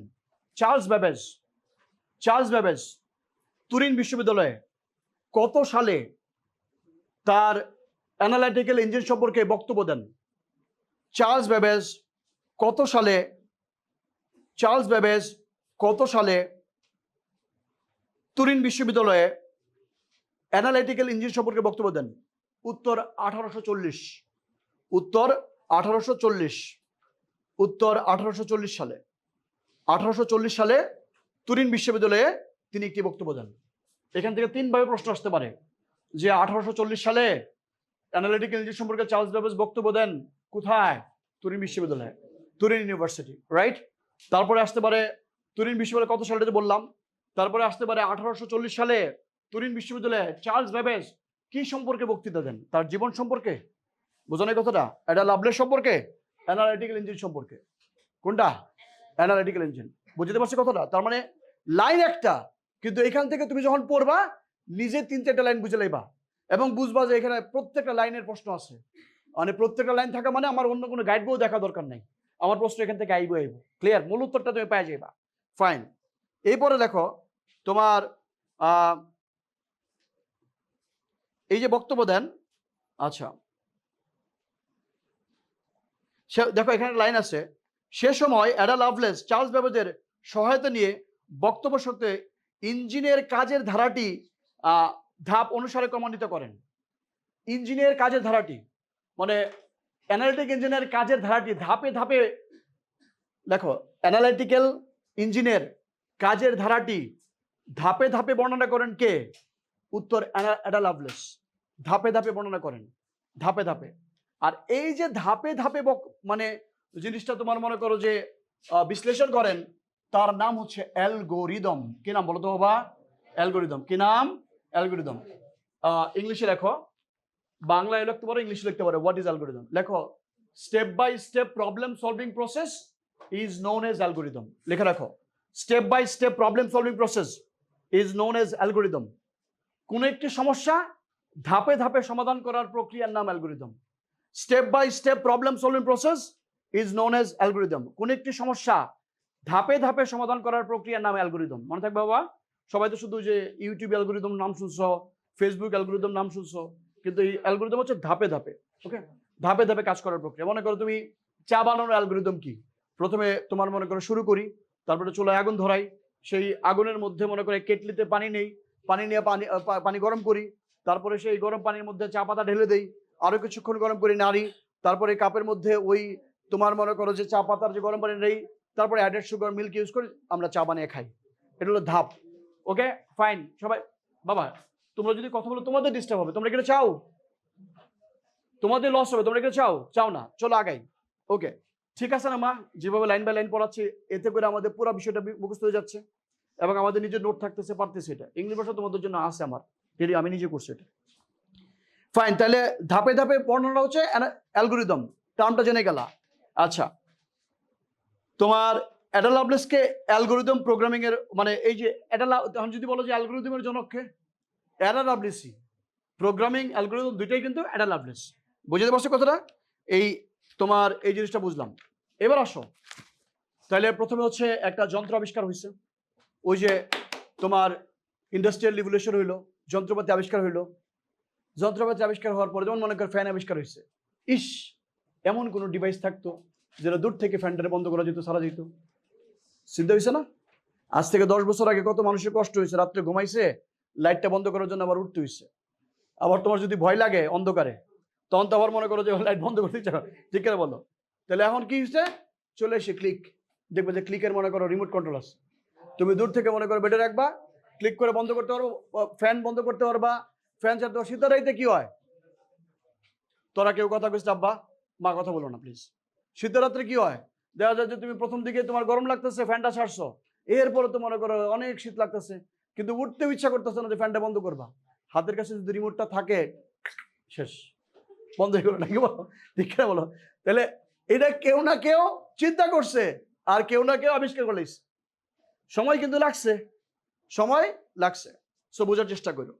তো ওই যে এরকম অ্যানালিটিক্যাল ইঞ্জিন আবিষ্কার হয়েছে, তার দিয়ে তথ্য আদান প্রদান হয়েছে। হঠাৎ করে তোমার জেমস ক্লার্ক ম্যাক্সওয়েল, উনি দেখলেন যে তড়িৎ চুম্বকীয় বল বলতে একটা ব্যাপার আছে। তড়িৎ চুম্বকীয় বল, কোন একটা কিছুতে বিদ্যুৎ যদি যায়, এখানে চুম্বক ক্ষেত্র তৈরি হয়, এটা বল তৈরি হয়, ব্লা ব্লা ব্লা। এটা ফিজিক্সের মধ্যে চলবে, ভালো করে পড়াবে। তড়িৎ চুম্বকীয় বলের ধারণা তৈরি হয়। তাহলে তড়িৎ চুম্বকীয় বল নতুন একটা টার্ম, এই সম্পর্কে ধারণা দেন জেমস ক্লার্ক ম্যাক্সওয়েল। লেখো, তড়িৎ চুম্বকীয় বলের ধারণা প্রকাশ করেন কে? লেখো, তড়িৎ চুম্বকীয় বলের ধারণা প্রকাশ করেন কে? তড়িৎ ইলেকট্রোম্যাগনেটিক ফোর্স। তড়িৎ চুম্বকীয় বলের ধারণা প্রকাশ করেন কে? তড়িৎ চুম্বকীয় বলের ধারণা প্রকাশ করেন কে? উত্তর জেমস ক্লার্ক ম্যাক্সওয়েল। মা বুঝতেছিস তো কথাগুলো? মূল ব্যাপারটা বুঝতেছিস তো? তাহলে রাখ, উত্তর জেমস ক্লার্ক ম্যাক্সওয়েল। বুঝতে পারছো কথাটা বাবা? তড়িৎ চুম্বকীয় বলের ধারণা প্রকাশ করেন জেমস ক্লার্ক ম্যাক্সওয়েল। ব্র্যাকেটে লেখা দাও 1831 থেকে 1879। 1831 থেকে 1879। অনেক সময় এখানে প্রশ্ন আসতে পারে, যদি মনে করো ওই যে রাজুক কলেজের সিটি পরীক্ষায় প্রশ্ন আসবে, জেমস ক্লার্ক ম্যাক্সওয়েলের জন্মসাল কত? এটা দেয় এরকম একটা প্রশ্ন তো, যেটা মনে করো ওদের পরীক্ষা হওয়ার কথা না, কিন্তু এটা দিয়ে দিব। ওকে, তুমি এটাও জেনে রাখলা। 1871 সাল পর্যন্ত হয়ে গেল। ওকে ওকে, এই যে তড়িৎ চুম্বকীয় বল, মানে তড়িৎ চুম্বকীয় বল, এটা কি ধারণা প্রকাশ করে? প্রথম প্রকাশ করে যে তুমি বিনা তারে, আই মিন তার বাদে, তার বিহীন পদ্ধতিতে এক জায়গা থেকে আরেক জায়গায় তথ্য পাঠাইতে পারবা। এই যে আমি এখানে কথা বলতেছি, ওই যে ওখানে রেকর্ড হচ্ছে, তাহলে মাঝখানে কিন্তু কোনো মিডিয়া নাই, এই যে বিনা তার, কিন্তু এখানে একটা ইলেকট্রোম্যাগনেটিক ফিল্ড হইতে তড়িৎ চুম্বকীয় বল এখানে আছে। কিন্তু আমি কি বুঝাইতে পারছি কথাটা? ওই যে একটা রেঞ্জ আছে কিন্তু। তাহলে তড়িৎ চুম্বকীয় বল কিসের ধারণা তো বা সম্ভাবনা সৃষ্টি করে। লেখো, তড়িৎচুম্বকীয় বল, তড়িৎচুম্বকীয় বলের ধারণা কিসের সম্ভাবনা সৃষ্টি করে? তড়িৎচুম্বকীয় বলের ধারণা, তড়িৎচুম্বকীয় বলের ধারণা কিসের ধারণা সৃষ্টি করে? উত্তর, উত্তর বিনা তারে বার্তা প্রেরণ। তড়িৎচুম্বকীয় বলের ধারণা কিসের সম্ভাবনা সৃষ্টি করে? উত্তর বিনা তারে বার্তা প্রেরণ। উত্তর বিনা তারে বার্তা প্রেরণ। বিনা তারে বার্তা প্রেরণ। বিনা তারে বার্তা প্রেরণ। ওকে, ওকে ফাইন। তাহলে হঠাৎ করে জেমস ক্লার্ক ম্যাক্সওয়েল দেখলো যে এখানে তড়িৎচুম্বকীয় বল তৈরি হয়। এইবার দেখো মা, তাকাও বাবা, দেখো এই তড়িৎচুম্বকীয় বল, এই কথাটা আবার জেমস ক্লার্ক ম্যাক্সওয়েলের এই কথাটা জগদীশ চন্দ্র বসু বুঝে ফেলাইছে। আরে মানে উনি কইছে যে এইভাবে করে তথ্য পাঠানো যেতে পারে। জগদীশ চন্দ্র বসু জিনিসটা প্র্যাকটিক্যালি প্রমাণ করে ফেলাইছে। পৃথিবীর প্রথম আর্জে জগদীশ চন্দ্র বসু, রেডিও জকি। কিভাবে? তোমার মনে করো ওই যে হ্যালো ফ্রেন্ডস শুনছেন রেডিও আমার এফএম 101.6 মানে আসে না, তোমার মনে করো, এখন তুমি মনে করো খেয়াল করো, এখানে ওরা তো তখন তো আর এইভাবে কথা হইতো না, তখন একটা যন্ত্র আবিষ্কার করছে, এখানে টুং আওয়াজ করছে, ওই যন্ত্র টুং শুনছে, শোনা যাচ্ছে। আরে বাপ রে বাপ, এখানে টুং করলে ওইখানে টুং যায়, তার মানে বিনা তারে শব্দ প্রেরণ করা হয়েছে। তাহলে ওই যে টেলিগ্রাফ যন্ত্র কি টুং টাং টুং টাং টুং টাং আওয়াজ দিতে হইতো। মনে করো আমরা যে মাইকে বলি যে হ্যালো, মাইকে হ্যালো কেন বলি? আমার বা মোবাইলে বলি হ্যালো, জি হ্যালো, হ্যালো কেন বলি? কারণ আপনি যদি আমার হ্যালো শুনতে পারেন আর আপনার হ্যালো যদি আমি শুনতে পারি, এরপরে মোবাইলে গল্প, কবিতা, গান যাই শুনো না কেন, আমি সব মানে যাই বলি না কেন তাই শুনতে পারবা। বুঝছো না? বুঝো নাই? ক্লিয়ার? ওকে। কেন কানামাছি, কেন এত জ্বালাতন, বুঝো না কথা? এটা শোনা যাবে। Okay fine. তাহলে দেখো, তোমার এই বিনা তারে এক স্থান থেকে অন্য স্থানে বার্তা প্রেরণের প্রথম সফল ব্যক্তি জগদীশ চন্দ্র বসু। বিনা তারে, লেখো পরের প্রশ্ন লেখো, বিনা তারে এক স্থান থেকে অন্য স্থানে, বিনা তারে এক স্থান থেকে অন্য স্থানে। কোন স্কুল রে বাবা? এই যে হ্যালো স্মার্ট বয়, কোন স্কুল? কোন স্কুল? উত্তর হাই স্কুল। তোমার এই যে তোমার, হ্যাঁ উত্তর তোমার? আচ্ছা, চেষ্টা করতে হবে, সামনে আসতে হবে, ঠিক আছে? ওকে, বিনা তারে বাবা ছোট্ট একটা টিপস দিয়ে দেই, ভালো করে বোঝার চেষ্টা করিস। এই যে এভরিবডি, ছোট্ট একটা টিপস দেই। একই ক্লাসে পড়বা, একই বই পড়াবে, একই টিচার পড়াবে, কেউ ফার্স্ট হবা, কেউ ফেল করবা। বই দায়ী না, ক্লাসরুম দায়ী না, বেঞ্চ দায়ী না, একমাত্র দায়ী তোমার মনোযোগ, তোমার way of study. So please, তুমি যেখানেই পড়ো না কেন, তুমি লম্বা, খাটো, কালো, মোটা, চিকন, ফর্সা, কোনো ব্যাপার না, খালি তুমি যদি জ্ঞান অর্জন করতে পারো, ইউল বি দ্য বেস্ট। এখানে কোনো বাধা নাই। তুমি গরিবের সন্তান, কোনো বাধা নাই, খালি জ্ঞান অর্জন করে তুমি বড়লোক হইতে পারবা। এখন পর্যন্ত তো বাংলাদেশে সফল যারা মনে মনে মেধাবী, তারা বুয়েটে চান্স পায়। আর বুয়েটে চান্স পাইলে ইউরোপ আমেরিকা তোমার। ওখানে চান্স পাওয়ার একটাই উপায়, তোমার মেধা। ওইখানে তোমার বাবা মনে করো উত্তরায় তোমার 6 তলা বাড়ি আছে, এটা কোনো ব্যাপার না। তোমার আব্বা এমপি মন্ত্রী, কোনো ব্যাপার না, এগুলো কাউন্ট করবে না। যদি কাউন্ট হইতো তাহলে তো বিগত সালের প্রধানমন্ত্রী যারা ছিলেন তাদের সন্তানরা বুয়েটে পড়তো।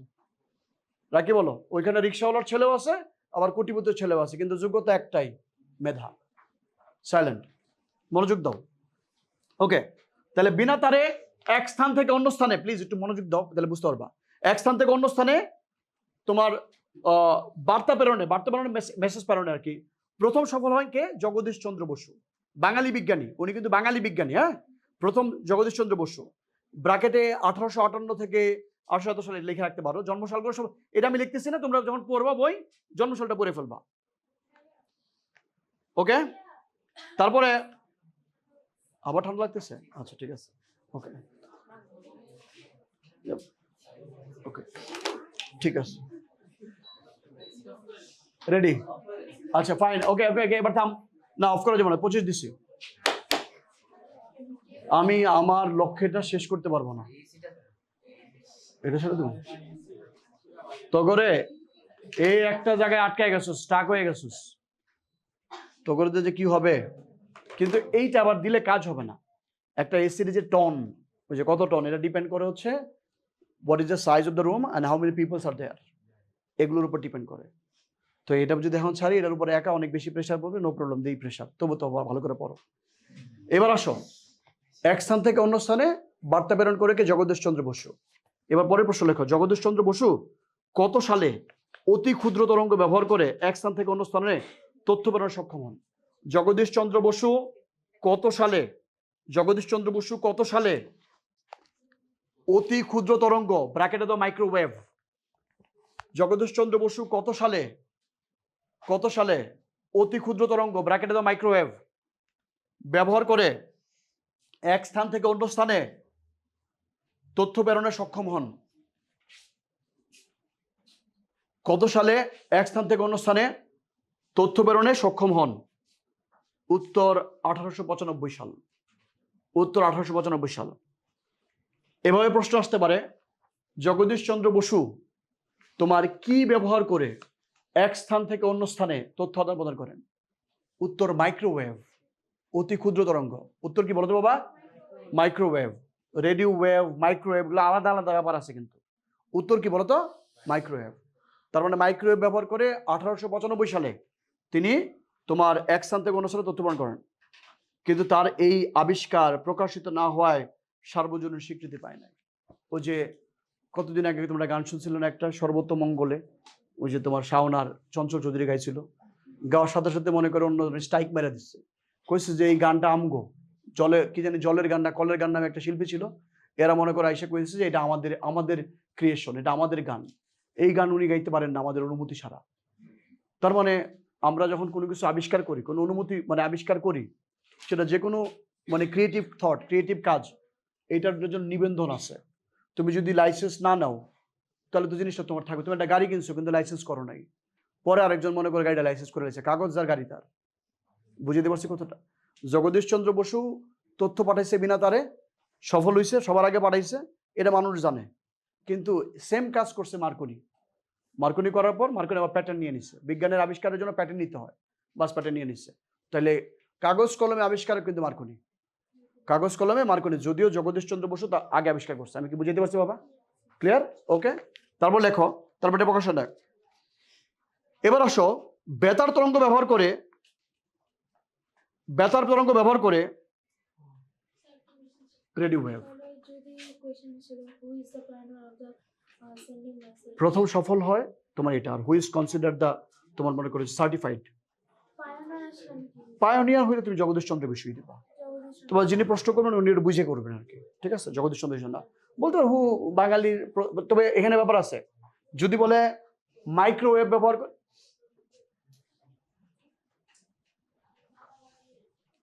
যদি বলে মাইক্রোওয়েভ ব্যবহার করে কে করেছেন তাহলে জগদীশ চন্দ্র বসু। যদি বলে রেডিও ওয়েভ ব্যবহার করে কে কাজ করেছেন, সেটা হচ্ছে, বুঝতে পারছো কেন সূক্ষ্ম একটা পার্থক্য মাইক্রোওয়েভ আর রেডিও ওয়েভ। তাহলে রেডিও ওয়েভ ব্যবহার করে, রেডিও মানে বেতার তরঙ্গ, রেডিও ওয়েভ ব্যবহার করে জগদীশ চন্দ্র কি বলে মার্কনি সর্বপ্রথম স্বীকৃতি লাভ করেন কে? মার্কনি। মার্কনি দেশের বাড়ি কোথায়? ইতালি। কথা বলছো না? বুঝো নাই? ওকে, এইটা। তবে 1917, যে বলছে যে ওই মার্কনির কথা বললো, 1997 সালে ইনস্টিটিউট অফ IEEE তাকে স্বীকৃতি দেয় এবং রেডিও বিজ্ঞানের, আচ্ছা, রেডিওর আবিষ্কারক হিসেবে মার্কনিকে হচ্ছে তোমার রেডিওর আবিষ্কারক হিসেবে ধরা হয়, রেডিও। আচ্ছা, IEEE খাতা লিখে ফেলো, IEEE একটা সংস্থা।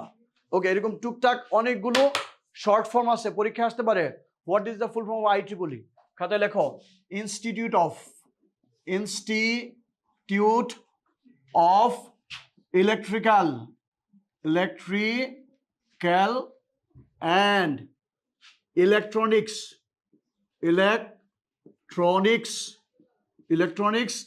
engineers, ঠিক আছে? ইনস্টিটিউট অফ IEEE মানে institute of electronics and electrical engineers. মনে থাকবে? জোরে আমার সাথে বলো, IEEE ইলেকট্রনিক্স অ্যান্ড মানে institute of electronics and electrical engineers মানে what is the full form of IEEE? বুঝতে পারছি কথাটা? IEEE এর পূর্ণরূপ কি বলো? ইনস্টিটিউট অফ ইলেকট্রনিক্স অ্যান্ড মানে ইলেকট্রিক্যাল অ্যান্ড ইলেকট্রনিক্স ইঞ্জিনিয়ার্স। মনে থাকবে? ওকে বাজান, তোরা কি কেউ বলতে পারবি BSTI মানে কি? BSTI মানে কি? কে বলছে এটা? দাঁড়া, very good boy, thank you. তাহলে দেওয়ার জন্য একটা জোরে জোরে তাহলে দাও, ভেরি গুড। এই তো দেখো, পারলে মজা লাগে, চেষ্টা করবা। Bangladesh standard and testing institute, BST, এটা মেডিকেলের পরীক্ষা আসে। বিএসটি এর ফুল ফর্ম কি? Bangladesh standard and testing institute. Okay, CSD মানে কি? ক্যান্টনমেন্টের সিএসডি দেখছো? সিএসডি দেখছো? কি হইতে পারে? Canteen store department. Canteen store department, অনেকে বলে সেন্ট্রাল স্টোর ডিপার্টমেন্ট, হয় না, ক্যান্টিন স্টোর ডিপার্টমেন্ট। ওই যে দেখবে যে সিএসডি মানে ক্যান্টনমেন্ট গুলোতে সব সিএসডি থাকে না? ওকে, মাথাকাও দিকে। তাহলে Bangladesh standard and testing institute, অর্থাৎ অর্থাৎ বাংলাদেশে তুমি একটা মনে করো ওই চকলেটের ফ্যাক্টরি তৈরি করবা, তোমার কোম্পানি চকলেট বানাবে। ওকে ফাইন, এখন এই চকলেটে কোনো ক্ষতিকারক উপাদান আছে কিনা বা ভালো উপাদান আছে কিনা, মানে কি উপাদান কতটুকু পরিমাণ দিতে পারবা, এটা নিয়ন্ত্রণকারী সংস্থা আছে একটা বিদেশে, যেটা অনেক বেশি অ্যাক্টিভ, আমাদের বাংলাদেশে অ্যাক্টিভ না, বিদেশে অনেক বেশি অ্যাক্টিভ। সেটা হচ্ছে তোমার এই ধরনের খাদ্য নিয়ন্ত্রণের সংস্থা। এই জন্য ভেজাল হয় না ওদের খাদ্যে, আমাদের দেশে খাদ্যে ভেজাল হয় কারণ আমাদের লোকবল নাই ওরকম করে।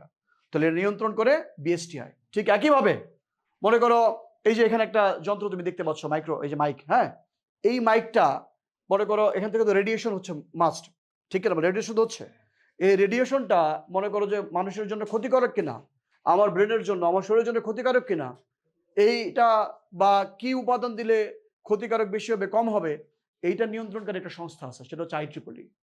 মানে নেটওয়ার্ক, ইলেকট্রিক্যাল, এই যন্ত্রপাতিগুলো বানাইলেই শুধু হবে না, এগুলোও যেন পরিবেশের জন্য ক্ষতি না করে, এগুলো নিয়ন্ত্রণকারী সংস্থা হচ্ছে IEEE। এরা মানুষকে স্বীকৃতি দেয়, এরা যে কোনো জিনিসকে সার্টিফিকেশন দেয়। IEEE স্বীকৃত মানে জিনিসটা ভালো, ব্যাপারটা অনেকটা এইরকম আর কি। বিএসটিআই স্বীকৃত মানে জিনিসটা ভালো, বুঝতে পারছি কথাটা? সো IEEE মানে হচ্ছে institute of electronics and electrical engineers. এই IEEE মার্কনিকে তোমার রেডিও ওয়েভের, রেডিওর আবিষ্কারের মানে ঘোষণা করেন, বুঝতে পারছি কথাটা? তাহলে বল বাবা। IEEE লিখছে কই?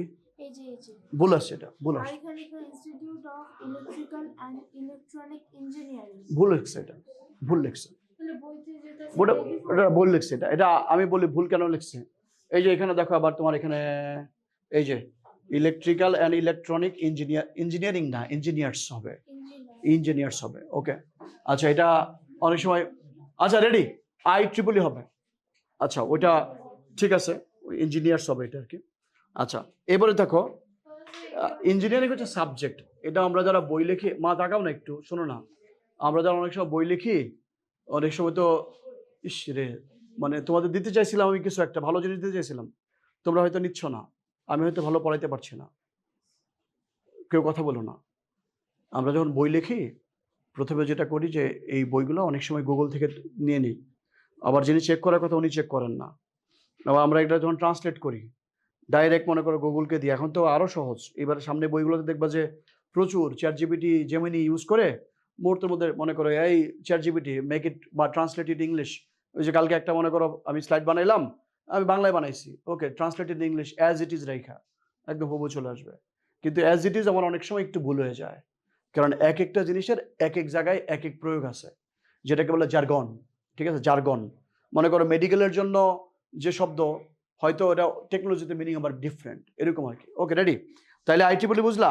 তাহলে IEEE তোমার এই যে এখানে তোমার মনে করো যে কাকে, এই রেডিওর আবিষ্কারক, রেডিও বিজ্ঞান অগ্রগতিক এবং অন্যতম আবিষ্কারের বিষয়ে আখ্যায়িত করেন কত সালে? 1997 সালে। ঠিক আছে, এই সালটা মনে রাখবা, কত সালে? 1997 সালে। ফাইন, ওকে। আচ্ছা, এই জন্য তাকে বেতার যন্ত্রের আবিষ্কারক হিসেবে স্বীকৃতি দেওয়া হয়। বেতার যন্ত্রের আবিষ্কারককে, পার্থক্যটা খেয়াল করে দেখো, বেতার যন্ত্র ব্যবহার করে সর্বপ্রথম তথ্য এক স্থান থেকে অন্য স্থানে পাঠায় মার্কনি, বেতার যন্ত্র আবিষ্কারককে মার্কনি। মাইক্রোওয়েভ ব্যবহার করে এক স্থান থেকে অন্য স্থানে সর্বপ্রথম তথ্য প্রদান করে, কথা ক্লিয়ার হয়েছে? ফাইন, ওকে। এই ছোট ছোট বিষয়গুলো তোমাকে আমি বুঝিয়ে দিচ্ছি।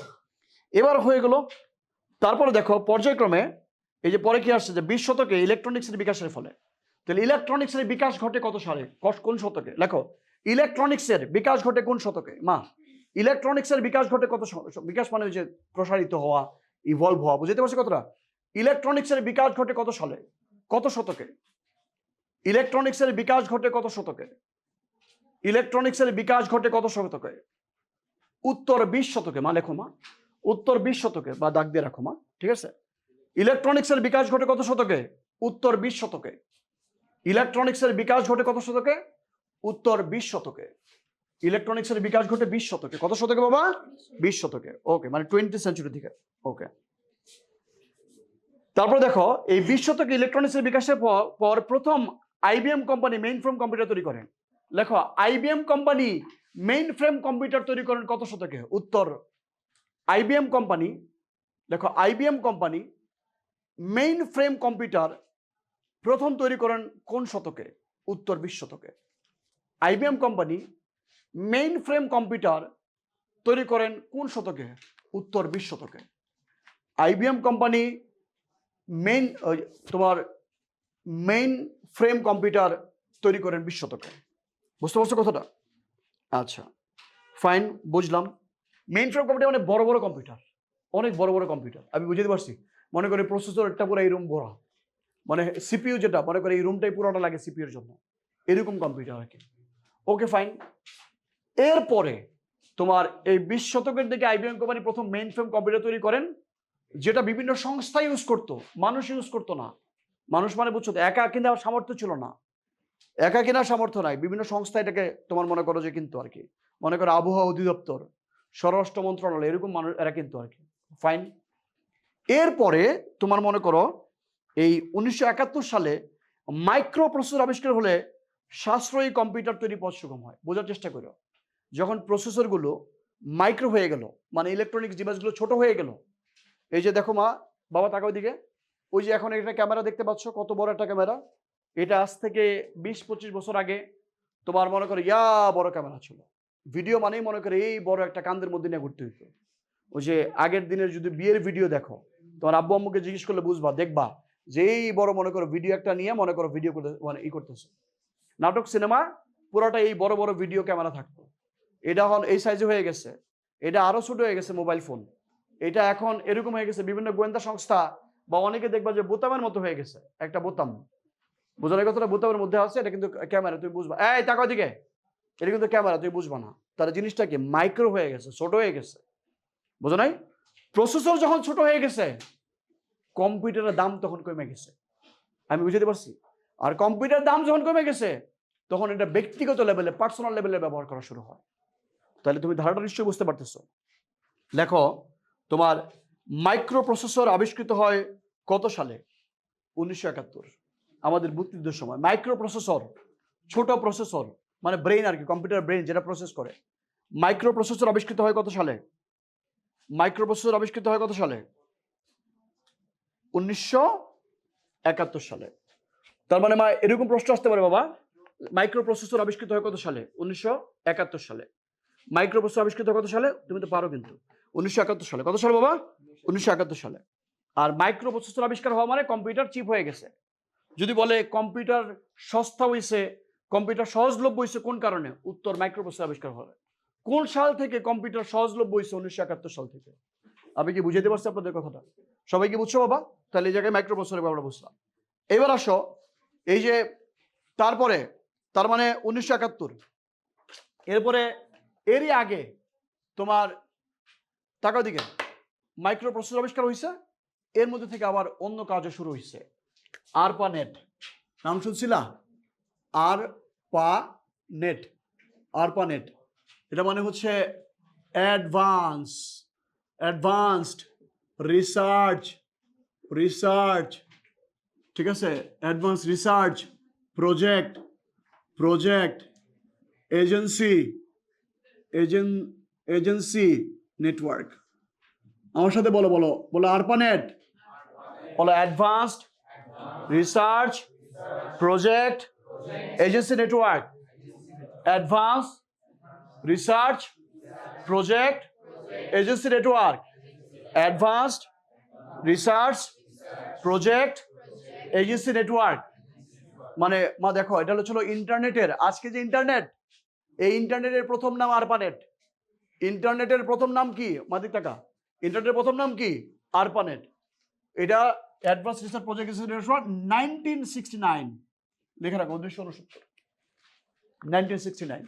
জাস্ট মাইক্রো প্রসেসর আবিষ্কার হওয়ার কিছু আগে, মানে ওই দ্বিতীয় বিশ্বযুদ্ধের পর তোমার আমেরিকান যে তোমার মনে করো আর্মি আছে, বিডি মিলিটারি মানে আমেরিকান মিলিটারি, এটা প্রথম আমেরিকান মিলিটারিতে ব্যবহার হইতো আরপানেট। তারা তো মনে করো যুদ্ধ হেরে গেছে। সব জায়গায় কিন্তু মনে করো ওই অন্যান্য দেশে রিসার্চ মানে একটা গ্রুপ থাকে যে আপনারা এই শোনেন এই অফিসার মিলে আপনারা একটা রিসার্চ করা শুরু করেন, গবেষণা করেন যে সামনের যুদ্ধক্ষেত্রে আমরা প্রযুক্তি ইউজ করতে চাই, কিভাবে প্রযুক্তি ইউজ করে যুদ্ধটাকে আরো সহজ করা যায়। মানে যুদ্ধক্ষেত্রে প্রযুক্তি ইউজ করেন। আগে তো মনে করো শুধু বল ইউজ করতো, শক্তি বোঝানোর কথা হলো দৌড়ায়া যার যত শক্তি যার যত ওইভাবে ইউজ করে। পরে আসছে যে প্রযুক্তি ইউজ করে, তখন তারা এই প্রথম দেখলো যে এক ব্যাটালিয়ন থেকে আরেক ব্যাটালিয়নে, এক আর্মি ক্যান্টনমেন্ট থেকে আরেক ক্যান্টনমেন্টে বিনা তারে তথ্য পাঠানো যাচ্ছে, মেসেজ। আগে তো টেলিফোন করা যাইতোই, এখন মনে করো মেসেজ পাঠানো যায়। টেলিফোনে কিন্তু তোমার লেখা পাঠানো যাইতো না, পরে লেখাও পাঠা যাইতেছে। আই মিন ওই যে নেটওয়ার্কটা হইলো, এক জায়গা থেকে আরেক জায়গায় তথ্য পাঠানো যাচ্ছে। এটা ছিল আরপানেট। কত সাল? আরপানেট কত সাল? 1969। কত সাল? আর মাইক্রোপ্রসেসর আবিষ্কার হয় কত সালে? 1971। Very good. এই যে মাইক্রোপ্রসেসর আবিষ্কৃত হয়, এই মাইক্রোপ্রসেসর আবিষ্কারের পরে এইটা তোমার এই যে আরপানেট আবিষ্কার পরে internet protocol. Internet protocol. What is protocol? Bangla লেখা রাখো একগুচ্ছ নিয়ম, আর ইংলিশে লেখো protocol is a set of rules. লেখো protocol is a set of rules. Protocol is a set of rules. ঠিক আছে? Protocol is a set of rules. Set of rules. Protocol is a set of rules for communication in a network. Protocol is a set of rules for communication in a network. Protocol is a set of rules for communication in a network. আচ্ছা তোমরা বলো তো বাবা, ক্লাসে এই জিনিসগুলো এইভাবে পড়ানো উচিত না? প্রত্যেকটা জিনিসটা অন্তত যা আছে এইটাকে ভালো করে বুঝিয়ে দেন, তাও তো কিছু বুঝি আমরা, কিন্তু সেটা বলছে না। ওকে, মানে প্রোটোকল মানে কি? একটা নিয়ম আছে। বাবা কথা বলো না, একটু সময় তো কম, তোমাদের আবার 5টা ছাড়তে হবে, সো একটু মনোযোগ দাও। কি এটা বন্ধ করতে পারব না, এটা ঠিক আছে, এটা বন্ধ করতে পারব না। ওকে, রেডি? আচ্ছা, তোমার এটার যন্ত্রণা আজকে ঠিক মতো। ওকে, আচ্ছা, protocol is a set of rules. কথা বন্ধ প্লিজ। প্রোটোকল জিনিসটা কি সহজ ভাষায় বুঝাই বলি। যেমন তোমার মনে করো এই মুহূর্তে মাননীয় প্রধানমন্ত্রী মনে করো বাংলাদেশে আসতে চাইলো, উনি চাইলে আসতে, মানে সরি এই শ্যাডওয়েডে আসতে চাইলো, উনি চাইলে কি আসতে পারবেন? আসতে পারবেন না। উনি যখন প্রধানমন্ত্রী, ওনার অনেক প্রোটোকল মেনটেন করতে হবে। এখানে আসতে হলে মিনিমাম 2-3 মাস আগে থেকে ওনার চিফ সিকিউরিটি অফিসারের কাছে অনুমতি নিতে হবে। চিফ সিকিউরিটি অফিসার বিভিন্ন বিষয়ে বিভিন্ন লেভেলে এনএসআই, ডিজিএফআই, গোয়েন্দা সংস্থা, এটা সেটা সব কিছু এখানে পাঠাবেন। তারপরে উনি যখন আসবেন, উনি কি একা আসবেন? ওনার লগে মনে করো মন্ত্রী, minister, fire service, police, army, SSF সবাই বোনা কথা বলছো না? ফায়ার সার্ভিসও থাকে, দেখো না লাস্টে যায়, ঠিক কিনা বলো? দেখবে যে প্রোটোকলে ওনার যে গাড়ি বহর আছে, গাড়ি বহরে অ্যাম্বুলেন্সও থাকে, ফায়ার সার্ভিসও থাকে। কোথাও আগুন লাগলে মুহূর্তের মধ্যে মনে করো একটা গাড়ি অ্যাক্সিডেন্ট করলো, মুহূর্তের মধ্যে ওখানে থাকবে না, একটা থাকে। তো এই যে নিয়ম হচ্ছে প্রোটোকল। প্রোটোকল মানে হচ্ছে নিয়ম, যে তুমি প্রোটোকল মেনটেন করো, তার মানে নিয়ম মেনটেন করো। আমি বুঝাতে পারছি? কে জানি কথা বলতেছো, প্লিজ এটা করো না। তাহলে আরপানেট ব্যবহার করে প্রথম তোমার তথ্য এক জায়গা থেকে আরেক জায়গায় পাঠায়, যেটাকে ইমেইল বলে। I mean electronic mail electronic mail পাঠায় স্যার তোমার র্যামন টমলিনসন। কথা বুঝছো না? বুঝো নাই? এই যে তোমার কি বলছে যে আমেরিকার প্রোগ্রামার রেমন্ড স্যামুয়েল টমলিনসন তোমার প্রথম ইমেইলের জনক। আরপানেট ব্যবহার করে, তার মানে ইমেইলের জনক কে? লেখো ইমেইলের জনক কে, প্রশ্ন লেখো ইমেইলের জনক কে? ইমেইলের জনক কে? টমলিনসন, স্যার র্যামন ওই যে তোমার দেখো রেমন কি Samuel Tomlinson, Raymond Samuel Tomlinson মনে হয়, বানানটা দেখো, ওদের কি নাম যে বাপ রে বাপ। ওকে, রেমন্ড স্যামুয়েল টমলিনসন, ইমেইলের জনক রেমন্ড স্যামুয়েল টমলিনসন। ওই নাম যেটা আছে টমলিনসন, মনে রাখিস টমলিনসন, টম যা আছে আর কি। ওকে, ঠিক আছে। তাহলে ইলেকট্রনিক্সের জনক মানে ইলেকট্রনিক পত্রলাভ, বুঝো? ইলেকট্রনিক পত্রলাভ মানে কি? ইলেকট্রনিক সিডি, এর মানে কি ইলেকট্রনিক মেইল। তাহলে ইমেইলের জনক কে? টমলিনসন। ফাইন। কত সাল? ওই যে 1971 সাল। কিসের মাধ্যমে? আরপানেটের মধ্যে। প্রথম নেটওয়ার্ক ছিল আরপানেট, এরপর এটা বর্তমানে ইন্টারনেট নামে পরিচিত হয়েছে। এবার আসো, পরে কি বলছে? মাইক্রোপ্রসেসর আবির্ভাবের পর, মাইক্রোপ্রসেসর যখন আবিষ্কার হয়ে গেছে, যুক্তরাষ্ট্র সেটি ব্যবহার করে পার্সোনাল কম্পিউটার তৈরির কাজ শুরু হয়। এর মানে এই কথাটা মানে কিন্তু বুঝো, এর আগে মানুষজন মেইন ফ্রেম কম্পিউটার ইউজ করতো, বড় বড় কম্পিউটার যেগুলো অফিস আদালতে ব্যবহার করতে, পার্সোনাল কাজে কেউ ব্যবহার করতো না। বোঝো না কথাটা? আর যখন মাইক্রোপ্রসেসর আবিষ্কার হয়েছে তখন তো আবার ইমেল আবিষ্কার হয়েছে, তখন আবার ওই যে আস্তে আস্তে করে প্রোটোকল আবিষ্কার হইতেছে, ইন্টারনেট আবিষ্কার হইতেছে। এরপরে তোমার পার্সোনাল কম্পিউটার তৈরি করা হয়, স্টিভ জবস, তারপরে ওয়াজনিয়াক, আরেকজন হচ্ছে তোমার মনে করো রোনাল্ড ওয়াইন। এই ওই তিনজন বন্ধু মিলাদ, এটা একটা খেয়াল করে তোমরা যে গল্প করতেছো না, এই বইটা পড়ে একটা জিনিস বুঝছো যে ওই যে বাঘের বন্ধু বাঘই হয়। ওই যে তোমার ওই যে কি বলে যে তোমার জেমস ক্লার্ক ম্যাক্সওয়েলের সাথে অ্যাডা লাভলেসের দেখা হয়েছে, অন্য কিন্তু কোনো ওই যে তোমার অন্য কারো দেখা হয় নাই। বুঝাতে পারছি কথাটা? ওই বেটা জ্ঞানী দেখা হয়েছে জ্ঞানীর লগে। তারপরে তোমার বন্ধু, তুমি কেমন বন্ধুর সাথে চলাচল করো এটা তোমার দেখে বোঝা যাবে। whenever you are officer, your friend will be officer. তোমার উচিত হচ্ছে তোরা যে আমার কারণে ভালো হয়ে যা, বাস হয়ে গেল। আমি কি বুঝাইতে পারছি কথাটা? সবাইকে ভালো করো, ওকে বোঝার চেষ্টা করো। তাইলে দেখো ওই যে এই নেবার একটা গল্প আছে আমার কাছে, একটা এই ভিডিওগুলো সময় থাকলে আমি ক্লাস আগে দেখাইতাম যে এই যে কম্পিউটারটা এখানে আসছে না, এই পর্যন্ত আসছে না, প্রথমে এই ইলেকট্রনিক যন্ত্র নিয়ে ওয়াজনিয়াক আর রোনাল্ড ওয়াইন ওনারা এটা নিয়ে চেষ্টা করতেছিলেন। বাসাটার মধ্যে একটা ল্যাব ছিল ওদের, মানে ওনারা এই বিভিন্ন জিনিস বানাচ্ছিলেন। হঠাৎ করে স্টিভ জবস আসছে। স্টিভ জবস আসছে, দেখতেছে জিনিসটা কিরে। স্টিভ জবস তখন আবার মাঝখানে পাগল হয়ে গেছিল, এই ইন্ডিয়ান উপমহাদেশে সে ঘুরতেছিল পাদ্রি বেশে, বুঝো তো, ওই যে অনেক সময় একটু বুঝো এরা ঘুরতেছিল। তারপরে ও ওনে যায়, যাওয়ার পরে জিনিসটা দেখাচ্ছে ফাইন তো, তারপরে বললো ঠিক আছে তুই এটা বানা, তাহলে ডিজাইন কি হইব, ডিজাইন কি হইব, ও একটা ডিজাইন করে দেয়। কারণ ওই যে সে আবার ওই পাদ্রি হওয়ার আগে অনেক আগে একটা ইউনিভার্সিটি আর্ট পড়ছিল, শিল্পকলা, বোঝো না, যে আর্ট টার্ট শিখছিল। ও আবার ডিজাইনে উস্তাদ, ও কি করছে এটা ডিজাইন করে ফেলাইছে। ডিজাইন করার পরে কিছু ঠিক আছে তাহলে এটা তুই বানা। বানানোর পরে জিনিস তো ওকে হয়ে গেছে, চলছে, তাহলে এটা কি করতে হইব, সেল করার দায়িত্ব। বিল গেটস যেরকম মনে করো অন্যের বুদ্ধি ঠাস করে নিয়ে নেয়, চুরি করতে পারে বিল গেটস চুরি করতে পারে। স্টিভ জবস ক্রিয়েটিভ এবং বিগ সেলার, সে জানে হাউ টু সেল ইট, কোন একটা প্রোডাক্টকে কিভাবে সেল করতে হয়, এই বুদ্ধি সবচেয়ে বেশি হচ্ছে স্টিভ জবসের। আমি কি বুঝি তো, অ্যাপল তারা কি করেন, তখন মনে করো কম্পিউটার নাম দিব, কি নাম দিব, একটা ডিভাইস তো আবিষ্কার হয়েছে, কি নাম দিব, দেখো তোমার মাথা আমার মাথা হলে কইতো কম্পিউটার, গণনাকারী যন্ত্র, কাউন্টার মেশিন, এই যে এক্সকিউজ মি এদিকে এদিকে, তোমার মাথায় এগুলো নাম হইতো। সে কি করছে, হঠাৎ করে একটা নাম দিয়ে দিছে আপেল, খাওয়া আপেল, ওই যে অর্ধেক খাওয়া আপেল, দেখছো না, ও মা অ্যাপেল, কই এটা কেন নাম, কই এটার মধ্যে তো বিশেষত্ব, মানুষ দেখতেছে জিনিসটা কি, এর নাম আপেল। বুঝো না কথাটা? মানে দেখো আইডিয়া, দেখো বিজনেস, যেটা মানে ভাইব ছড়াইবো, হাইপ উঠবো, জিনিসটা কম্পিউটার কিন্তু নাম তার আপেল। আরে বাপরে বাপ, এই যে এইভাবে করে ওর কিন্তু এই বুদ্ধি।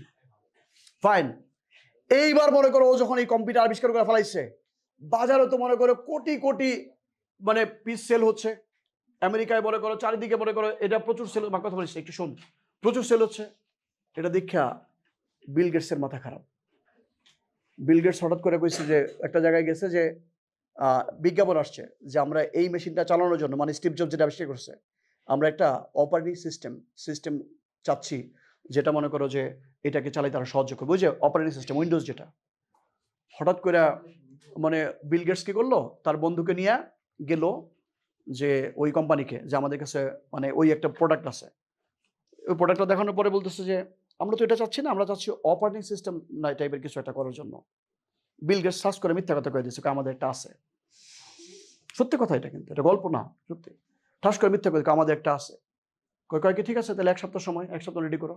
বিল গেটসের মনে পড়ছে, আরে ওই জায়গায় একটা ছেলেরা দেখছিল একটা জিনিস বানাইছিল, মানে এই অপারেটিং যেটা চাইতেছে এরকম একটা জিনিস তারই কোনো একটা বন্ধু অনেক আগে বানাইছিল।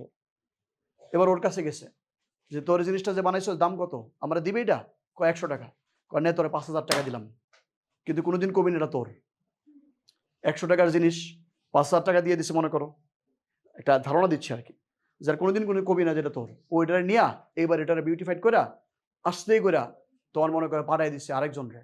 বিল গেটস আবার ছিল একটু ছোটখাটো মানুষ দেখতে, ও আবার প্রেজেন্টেবল ছিল না, ওর আবার গ্রুপের মধ্যে বন্ধুদের মধ্যে একটা ছিল প্রেজেন্টেবল, ওরে পাঠাইছে, তুই তোরা দেখতে মোটামুটি বড় বড় লাগে, তুই যাই প্রেজেন্ট কর, কোম্পানিটা কিন। প্রেজেন্ট করছে, জিনিস হয়েছে, ওকে বিক্রি হয়ে গেছে। তার মানে অন্যের আইডিয়া নিয়ে নিল। এইবার মুহূর্তের মধ্যে মনে করো যে আবার অ্যাপল খেয়ে গেল, অ্যাপল ধরা খেয়ে গেছে। বাজারে তখন মনে করো সব উইন্ডোজ চলতেছে, আরে বাপরে বাপ, এই প্রথম ডিক্স অপারেটিং সিস্টেম, মনে করো যে অপারেটিং সিস্টেম চলে গেলো। স্টিভ জবস তো মাথা খারাপ, কি হইলো, ওদের কিন্তু এই ঘটনা। এইবার মনে করে স্টিভ জবস চিন্তা করছে ওরে কিভাবে মানে আবার পানিতে পথে বসানো যায়। বিশ্বাস করো এই পৃথিবীতে পৃথিবীটা এত সুন্দর হয়েছে বা এত কিছু হয়েছে শুধুমাত্র স্টিভ জবস আর বিল গেটসের মারামারির কারণে। একজন আরেকজনকে কেমনে ডুবাইবো, এই ডুবানো কিন্তু পজিটিভ। হিংসা আর ঈর্ষা, তোমার আমি হিংসা করি তুমি ভালো কেন এই জন্য, আর ঈর্ষা কি তুমি ভালো তোমার থেকে আমি আরো বেশি ভালো হব। স্টিভ জবস বানাইছে একটা, আর দাঁড়া তোর সাথে একটা বড় জিনিস বানায় দেখাই। কি করছিস এটা, কি বানাইছিস তুই, হাই হাই আমি তো শেষ, তাহলে আবার ও আর একটা এর থেকে বানায় নেয়। এইভাবেই করেই মনে করে চলছে, সত্যি ঘটনা কিন্তু এগুলো।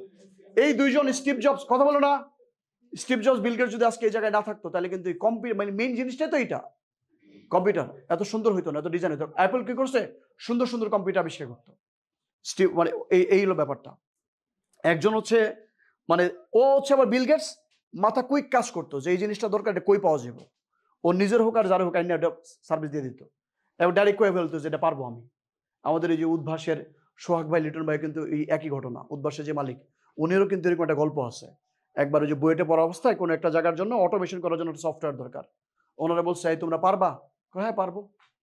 প্রথমে তো বুঝে নাই যে পারবে না, ওই লোকটা হাইসা দিচ্ছে হি হি করে, এই পোলাপান মানুষ এগুলো পারবে, তখন ইউনিভার্সিটি পড়ে। তার এক সপ্তাহের মধ্যে মোটামুটি, তখন তো ইন্টারনেট খুব স্লো, ঘাইটা গোটা জিনিসটা বানাই ফেলছে। বানায় ওই বাটা গেছে নিয়ে গেছে, দেখেন এই যে অটোমেশন হয়ে গেছে। অটোমেশন মানে মেশিন দিয়ে সেটা কাউন্ট করা। পরে লোক তো দেখলো আরে এই পিছিয়ে বলা তো কাজ করে ফেলাইছে, ফাইন, আচ্ছা এটা কত টাকা চাও তুমি? মানে ওরা আবার একটু ভয়ে ভয়ে বলছে 20,000 টাকা। এটা কিন্তু আমি ওই ওনার গল্প থেকে শোনা, 20,000 টাকার মতো বলছে ওনার। সবাই হাইসা দিচ্ছে, ওই লোক হাইসা দিচ্ছে আর কি। ওরা আবার ভয় পেয়ে গেছে যে দাম মনে বেশি বলে ফেলাইছে। তা বলতেছে ছোট পোলাপান তোমরা বুঝো না, তোমরা কি আবিষ্কার করছো, এই নাও 1 লাখ টাকা। আমি বুঝাইতে পারছি কথাটা, ট্রুলি কিন্তু এটা মানে ওই যে দেখো চ্যালেঞ্জ। এরপরে মানে এই যে ওরা একটা জিনিস আবিষ্কার করছে, ওই লোকটা আবার এরপরে বিভিন্ন জনকে আবার রেফার করছে, এই যে এই ছেলেগুলো কিন্তু ভালো, এরা কিন্তু আপনার প্রবলেম সলভ করে দিতে পারছে। দেন একটার পর একটা আবার এই টাকাগুলো আবার ওনারা এটা ফান্ডে জমা করতো, বন্ধু বান্ধব মিলে করতো, ফান্ডে রাখতো। দেখো ওনাদের বন্ধু বান্ধব কে ছিল, এই মনে করো সোহাগ ভাই, তারপরে চমক হাসান, এই এরা কিন্তু বুঝছো তো, অল ব্রিলিয়ান্টসে কিন্তু একসাথে থাকে। এরাই কিন্তু আবার মানে দেখো চমক হাসান কিন্তু যে ওই গ্রুপের বড় বড় যারা মানুষ আছে ওইখানকার। আচ্ছা যাক বুঝাইতে পারলাম। তাহলে অ্যাপল কম্পিউটারের জনক কে? Steve Jobs. অ্যাপল কম্পিউটার জনক কে? Steve jobs. এই যে অ্যাপল কম্পিউটার চালু করেন 1976 সালের, বাবা অ্যাপল কম্পিউটার চালু হয় 1976 সালের 1 এপ্রিল, মনে থাকবে। অ্যাপল দাগ দিয়ে রাখো, অ্যাপল কম্পিউটার কত সালে চালু হয়? 1976 সালের, মানে অ্যাপল কম্পিউটার কর্পোরেশন মানে সংস্থা। অ্যাপল কম্পিউটার কর্পোরেশন কত সালে প্রকাশিত হয়, মানে এই একটা কোম্পানি তৈরি হয় 1976 সালের 1 এপ্রিল। বুঝতে পারছো কতটা পৃথিবীর জন্য একটা বড় শ্রেষ্ঠ দিন, কারণ তারা এটা তৈরি করতে পারছে বলেই কিন্তু আমাদের পৃথিবী এত সুন্দর। আর না হলে যদি অনেক বছর পরে হইতো তাহলে আমরা আজকে এই পৃথিবী দেখে যেতে পারতাম না। Okay fine. এরপর তো অ্যাপল একটার পর একটা জিনিস, ওই যে প্রথমে ছিল আইপড, তারপরে এখন আইফোন, এর মানে বিশেষত ওরা ওগুলোকে খুব ফ্যান্সি জিনিসপত্র নিয়ে আবিষ্কার মানে কাজ করে। অ্যাপল কাজ করে হচ্ছে একদম ফ্যান্সি টাইপের, এমন একটা জিনিস বের করবে যেটা সবারই দরকার কিন্তু অনেক দামি। ব্যাপারটা হচ্ছে এরকম আর কি। যাই হোক, ওকে। প্রতিষ্ঠানটি বর্তমানে বিশ্বের অন্যতম বৃহৎ প্রতিষ্ঠান। অ্যাপলের হাতেই পার্সোনাল কম্পিউটারে নানান পর্যায়ে বিকশিত হয়। তার মানে অ্যাপলের হাত ধরেই পিসি পার্সোনাল কম্পিউটার যেটা, এটার বিকাশ ঘটে। তাহলে এই পার্সোনাল কম্পিউটারের বিকাশ ঘটে কার হাত ধরে? Apple computer corporation, Apple computer corporation. অন্যদিকে ওই যে 76 সালে আবিষ্কার হয়েছে অ্যাপল, 1981 সালে আইবিএম কোম্পানি তাদের বানানো পার্সোনাল কম্পিউটারের অপারেটিং সিস্টেম করার জন্য উইলিয়াম হেনরি গেটস অথবা বিল গেটস ও তার বন্ধুদের প্রতিষ্ঠান মাইক্রোসফটকে দায়িত্ব দেন। ওই যে তোমার বলছিলাম গল্পটা, যে তোমরা কি এইটার জন্য একটা অপারেটিং সিস্টেম বানাতে পারবা, তাহলে দায়িত্ব দেয় কত সালে, মানে তখন আবার বিল গেটস ছোট ছোট কাজ করে, তারা তখন একটা কম্পিউটার মানে সংস্থা বানাইছে, যে তোমার নাম কি? আইবিএম। আইবিএম এর ফুল ফর্ম কি? International business machine. আইবিএম এর ফুল ফর্ম কি? International business machine. বিজনেস ওই যে কম্পিউটার মানে তো মেশিন, বোঝো না কথাটা, বিজনেস মেশিন। তাহলে এটা হচ্ছে তোমার, তার মানে 1976 সালে অ্যাপল আগে, তার প্রায় 6 বছর পরে নাকি 5 বছর পরে, 5 বছর পরে তোমার এই আইবিএম তৈরি হয়। বুঝতে পারছো কথাটা? ওকে। দায়িত্ব দেন মাইক্রোসফটকে, দায়িত্ব দেন। বিকশিত হয় এমএস ডস এবং উইন্ডোজ অপারেটিং সিস্টেম।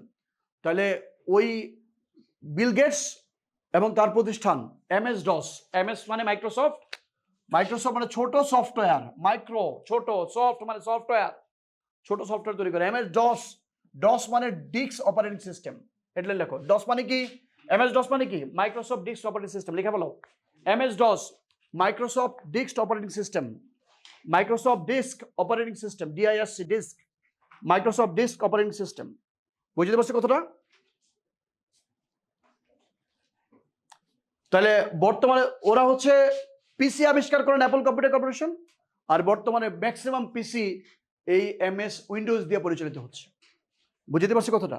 উইন্ডোজ দিয়ে পরিচালিত হচ্ছে, এই উইন্ডোজ দিয়ে চালাচ্ছে। এরপরে তোমার 1900 অপারেটিং সিস্টেম তো এখন iOS আছে তো ওদের, iOS আছে। কিন্তু এটা তো মানে ওই একটা ক্লাসি পিপল ইউজ করে, কিন্তু বেশিরভাগ পিপল ইউজ করে উইন্ডোজ, বেশিরভাগ মানুষ ইউজ করে অ্যান্ড্রয়েড।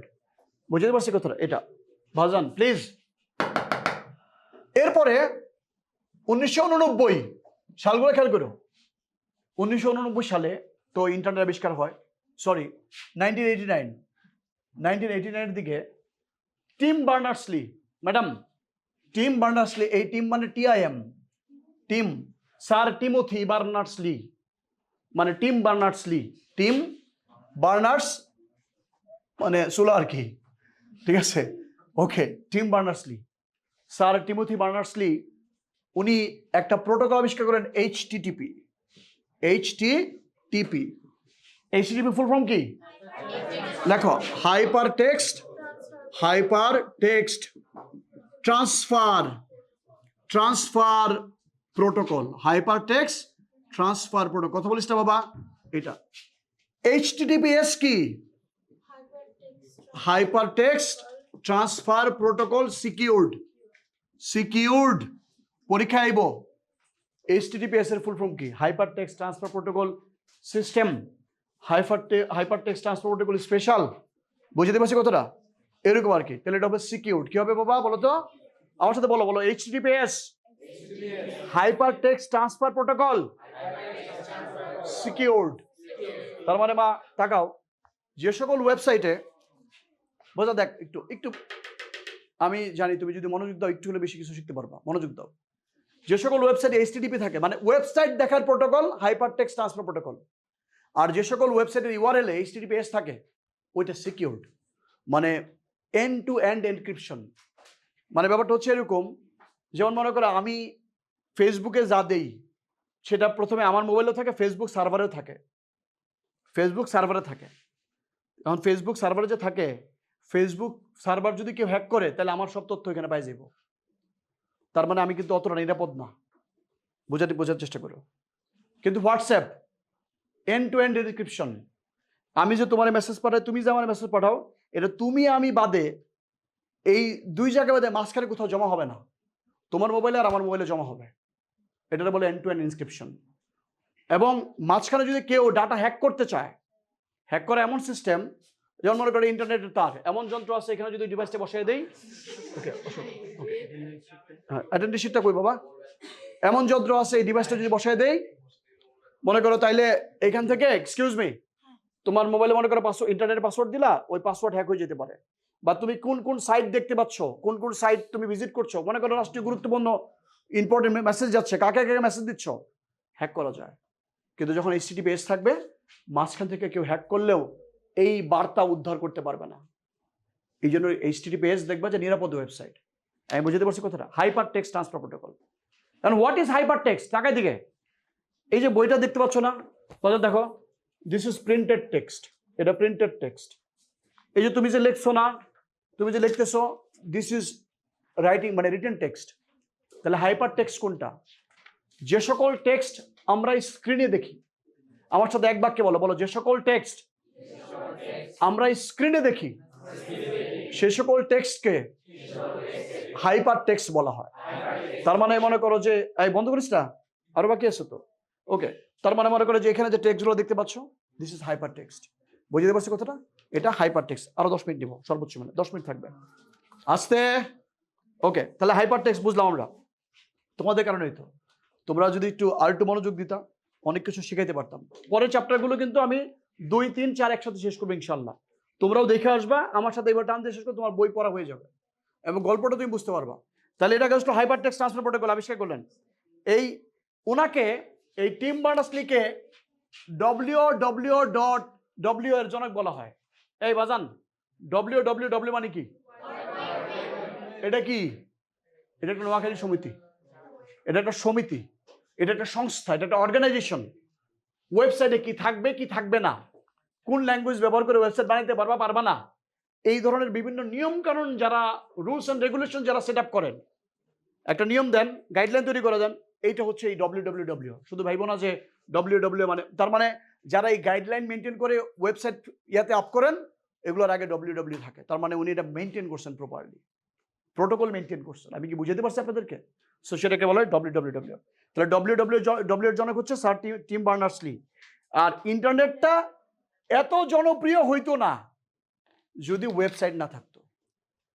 মানে শুধু মেসেজ পাঠানোর জন্য, শুধু ইমেল দেওয়ার জন্য কেউ মনে করো ইন্টারনেট ব্যবহার করতো না। ওয়েবসাইট যখন আসছে আস্তে আস্তে আস্তে আস্তে, ফেসবুক তো সবচেয়ে বড় ওয়েবসাইট, ফেসবুকও তো একটা ওয়েবসাইট। যে সকল পেজ আমরা স্ক্রিনে দেখে গেলো ওয়েব পেজ, আর অনেকগুলো ওয়েব পেজ মিলে ওয়েবসাইট হয়। আর এই ওয়েবসাইটগুলোই হচ্ছে মানে ইন্টারনেটকে এত জনপ্রিয় করছে। আমি কি বুঝতে পারছি কথাটা? তাহলে এই যে ইন্টারনেট জনপ্রিয় হওয়ার কারণে, ওই যে ইন্টারনেট, একজন কম্পিউটার আবিষ্কার করছে, একজন ইন্টারনেট আবিষ্কার করছে, একজন এই যে ইন্টারনেটটাকে ব্যবহার করে কিভাবে জনপ্রিয় করা যায় এটাকে, এই স্যার টিম বার্নার্স-লি আসছে। টিম বার্নার্স-লির পরে যেহেতু প্রোটোকল বের করে ফেলছে, উনি তো জানে যে এটা একটা ওয়েবসাইট করে যাচ্ছে, এই করা যাচ্ছে বিভিন্ন, এবং এইটারে ব্যবহার করে দেখো এই মার্ক জাগারবার্গ, এই ভদ্রলোক তোমার ফেসবুক আবিষ্কার করে ফেলেছে। এমন জিনিস আবিষ্কার করছে পৃথিবীর সবাই মনে করে এটা অ্যাডিক্টেড, সবাই অ্যাডিক্টেড। বুঝো না কথাটা? লক্ষ লক্ষ কোটি কোটি বিলিয়ন বিলিয়ন ট্রিলিয়নের ব্যবহার টাকা। সেও তোমার মতো স্কুলের স্টুডেন্ট ছিল, ইউনিভার্সিটির স্টুডেন্ট ছিল, তার একটা দায়িত্ব দেওয়া হয়েছিল, অ্যাসাইনমেন্ট দেওয়া হয়েছিল, গ্রুপ অ্যাসাইনমেন্ট, ঠিক আছে, বন্ধুদের কাছ থেকে মনে করে নিয়ে যোগাযোগ করার জন্য বানাইছিল, নিজেরা নিজেরা ব্যবহার করবে। পরে দেখলো জিনিসটা তো অনেক ভালো, তারপর আস্তে আস্তে আস্তে আস্তে হয়ে গেল। তারপরে তো বাকির ইতিহাস। কত সাল ফেসবুক? কত সাল? 2004 সাল। কত সাল? 2004 সালে ফেসবুক আবিষ্কার হয়। কত সালে এই ফেসবুক কত সালে আবিষ্কার হয়? সরি মা, 2004 সালে। কে আবিষ্কার করেন? 4 ফেব্রুয়ারি 2004 সালের 4 ফেব্রুয়ারি। বল। স্যার হচ্ছে কি, এটা যদি ফ্রি হয় তাহলে এতটা কি করবে? ওকে, এক্সকিউজ মি, ও একটা প্রশ্ন করছে। তোর নাম কি মা? হ্যাঁ, ও আচ্ছা, আমার মেয়ের নাম মেহেজাবিন, সালাম মেহেজাবিন আমার মেয়ের নাম। সাইলেন্ট, শোন না একটু। ও একটা প্রশ্ন করছে যে স্যার, এটা যদি ফ্রি হয় তাহলে ফেসবুকের মালিক এত টাকা পায় কোথা থেকে? এইটা হচ্ছে প্যাসিভ ইনকাম। মানে তুমি কোনো ফ্রি তো ফ্রি না। When something is free then you are the product. বোঝো না কথাটা? ও তোমার এই আইডিয়া ব্যবহার করে এইগুলো, মানে ও অন্যজনকে টাকা দেয়, ও অন্যজনের কাছে টাকা নেয়। ওই যে ফেসবুক খুললেই দেখো না যে মাশাআল্লাহ আলহামদুলিল্লাহ এই আমগুলো মনে করো অনেক সুন্দর, আমগুলো ভালো, তারপরে আমাদের কোম্পানির মধু, তারপরে আমার একটা ইউটিউব কোর্স, এই যে দেখতে পাচ্ছ না, বা এই যে শাড়ি গয়না যা দেখতে পাচ্ছ সব বুস্ট পোস্ট। এই টাকা কে পায়? ও মা, ফেসবুকে যে ই কমার্স সাইটগুলো চলতো তোমার কাছে যায় পরে, ইউটিউব ভিডিও দেখে তো শান্তি নাই, ঠাস করে অ্যাড আয় পরে। এই অ্যাডটাই তো টাকা পায়, টাকা দিতে হয়, আর ওই টাকা ও পায়। তুমি ফ্রি দেখতেছো ইউটিউব, কিন্তু মাঝখানে যে তুমি যে বিজ্ঞাপনটা দেখতেছো এর জন্য ওকে টাকা দিচ্ছ। এরকম আরো অনেক ব্যবসা এবার আছে। যাও, এটা একটা বিশাল বিলিয়ন বিলিয়ন ট্রিলিয়ন ট্রিলিয়ন টাকার মালিকের ব্যবসা। এবার আসো পরেরটা। এক্সকিউজ মি, এই থামো। ই লার্নিং ও বাংলাদেশ, এই যে পৃথিবীতে জ্ঞান অর্জনের একটা সুনির্দিষ্ট পদ্ধতির কিন্তু মোটামুটি কাজ করতো। মানে আগের থেকে অনেক দিন জ্ঞান অর্জনের জন্য কি হইতো, আগে কিন্তু জ্ঞান অর্জন করার জন্য এইভাবে স্কুল কলেজে কেউ হইতো না। মনে করো আমি উস্তাদ, আমি কোনো একটা বিষয় জানি, এবার তুমি আমার শিষ্য, দিনের পর দিন রাতের পর রাত তুমি আমার সাথে থাকতেছো, জ্ঞান অর্জন করতেছো। যে মাদ্রাসা যেরকম থাকে, হঠাৎ করে আমার মনে হইলো তোমার কিছু জ্ঞান দিলাম, আবার কিছুদিন পরে মনে হইলো তোমার কিছু জ্ঞান দিলাম, এইভাবে করে জ্ঞান অর্জন করতো। ওই যে উস্তাদ আর গুরু শিষ্য ব্যাপারটা ছিল এরকম। বুঝাইতে পারছি কথাটা? এটা অনেক দিন এইভাবেই ছিল, কিন্তু বর্তমানে ওই যে বলছিলাম তোমাকে, অনলাইনের মাধ্যমে, ইউটিউবের মাধ্যমে, ফেসবুকের মাধ্যমে তুমি চাইলে পৃথিবীর সব কিছু অর্জন করতে পারো। পারো না? ঠিক কিনা বলো? পারো কিনা বলো? পারো। তাহলে এই যে জ্ঞান অর্জনের জন্য ই লার্নিং মানে ইলেকট্রনিক মাধ্যম, টেকনোলজি ব্যবহার করে শিক্ষা। বাবা ইস, এদিক তাকা না। Learning can be done from anywhere. হ্যাঁ, আমি তোমার কাছে শিখবো, তুমি এখন আমার কাছে শিখতে, তোমার কাছে আমি শিখতে পারি। বর্তমানে এমন সময় আসছে আমার মাইন্ডসেট চেঞ্জ করতে হবে। তুমি এমন কোনো বিষয় আছে, মানে এমন অনেক বিষয় আছে তুমি আমার থেকে অনেক দক্ষ। এখন আমি তোমার কাছে শিখতে পারি, তোমার কাছে আমি মানে তুমি আমার কাছে শিখতে পারো। এটাই হচ্ছে এই ই লার্নিং। যে কোনো কারো কাছে যে কোনো শেখা যায়, যে কোনো দেশ থেকে শেখা যায়। বোঝানোর কথাটা? এটা হচ্ছে এই ই লার্নিং এর ব্যাপার স্যাপার। তুমি অলরেডি বল বাবা। হচ্ছে বাংলা মিডিয়ামের বইতে না ডেট সহ দেওয়া আছে, তারপরে যে টুইটারে যে হ্যাশট্যাগ ওটা পরেরটা বলতেছে, এখন আসেনি। হচ্ছে আমাদের বইতে না ওই পিছনে পিছনে পিছনে নাই, পিছনে আছে, পিছনে আছে, পিছনে এই যে এই যে এদিকে। নাই, না আমি জানতাম না এটা। দেখেন এই যে এখানে আচ্ছা ঠিক আছে, আমি পাঠিয়ে দেবো তোকে। ওকে, পাঠিয়ে দেবো। হ্যাশট্যাগ দিয়েছে কত আচ্ছা ঠিক আছে, ওকে বাবা।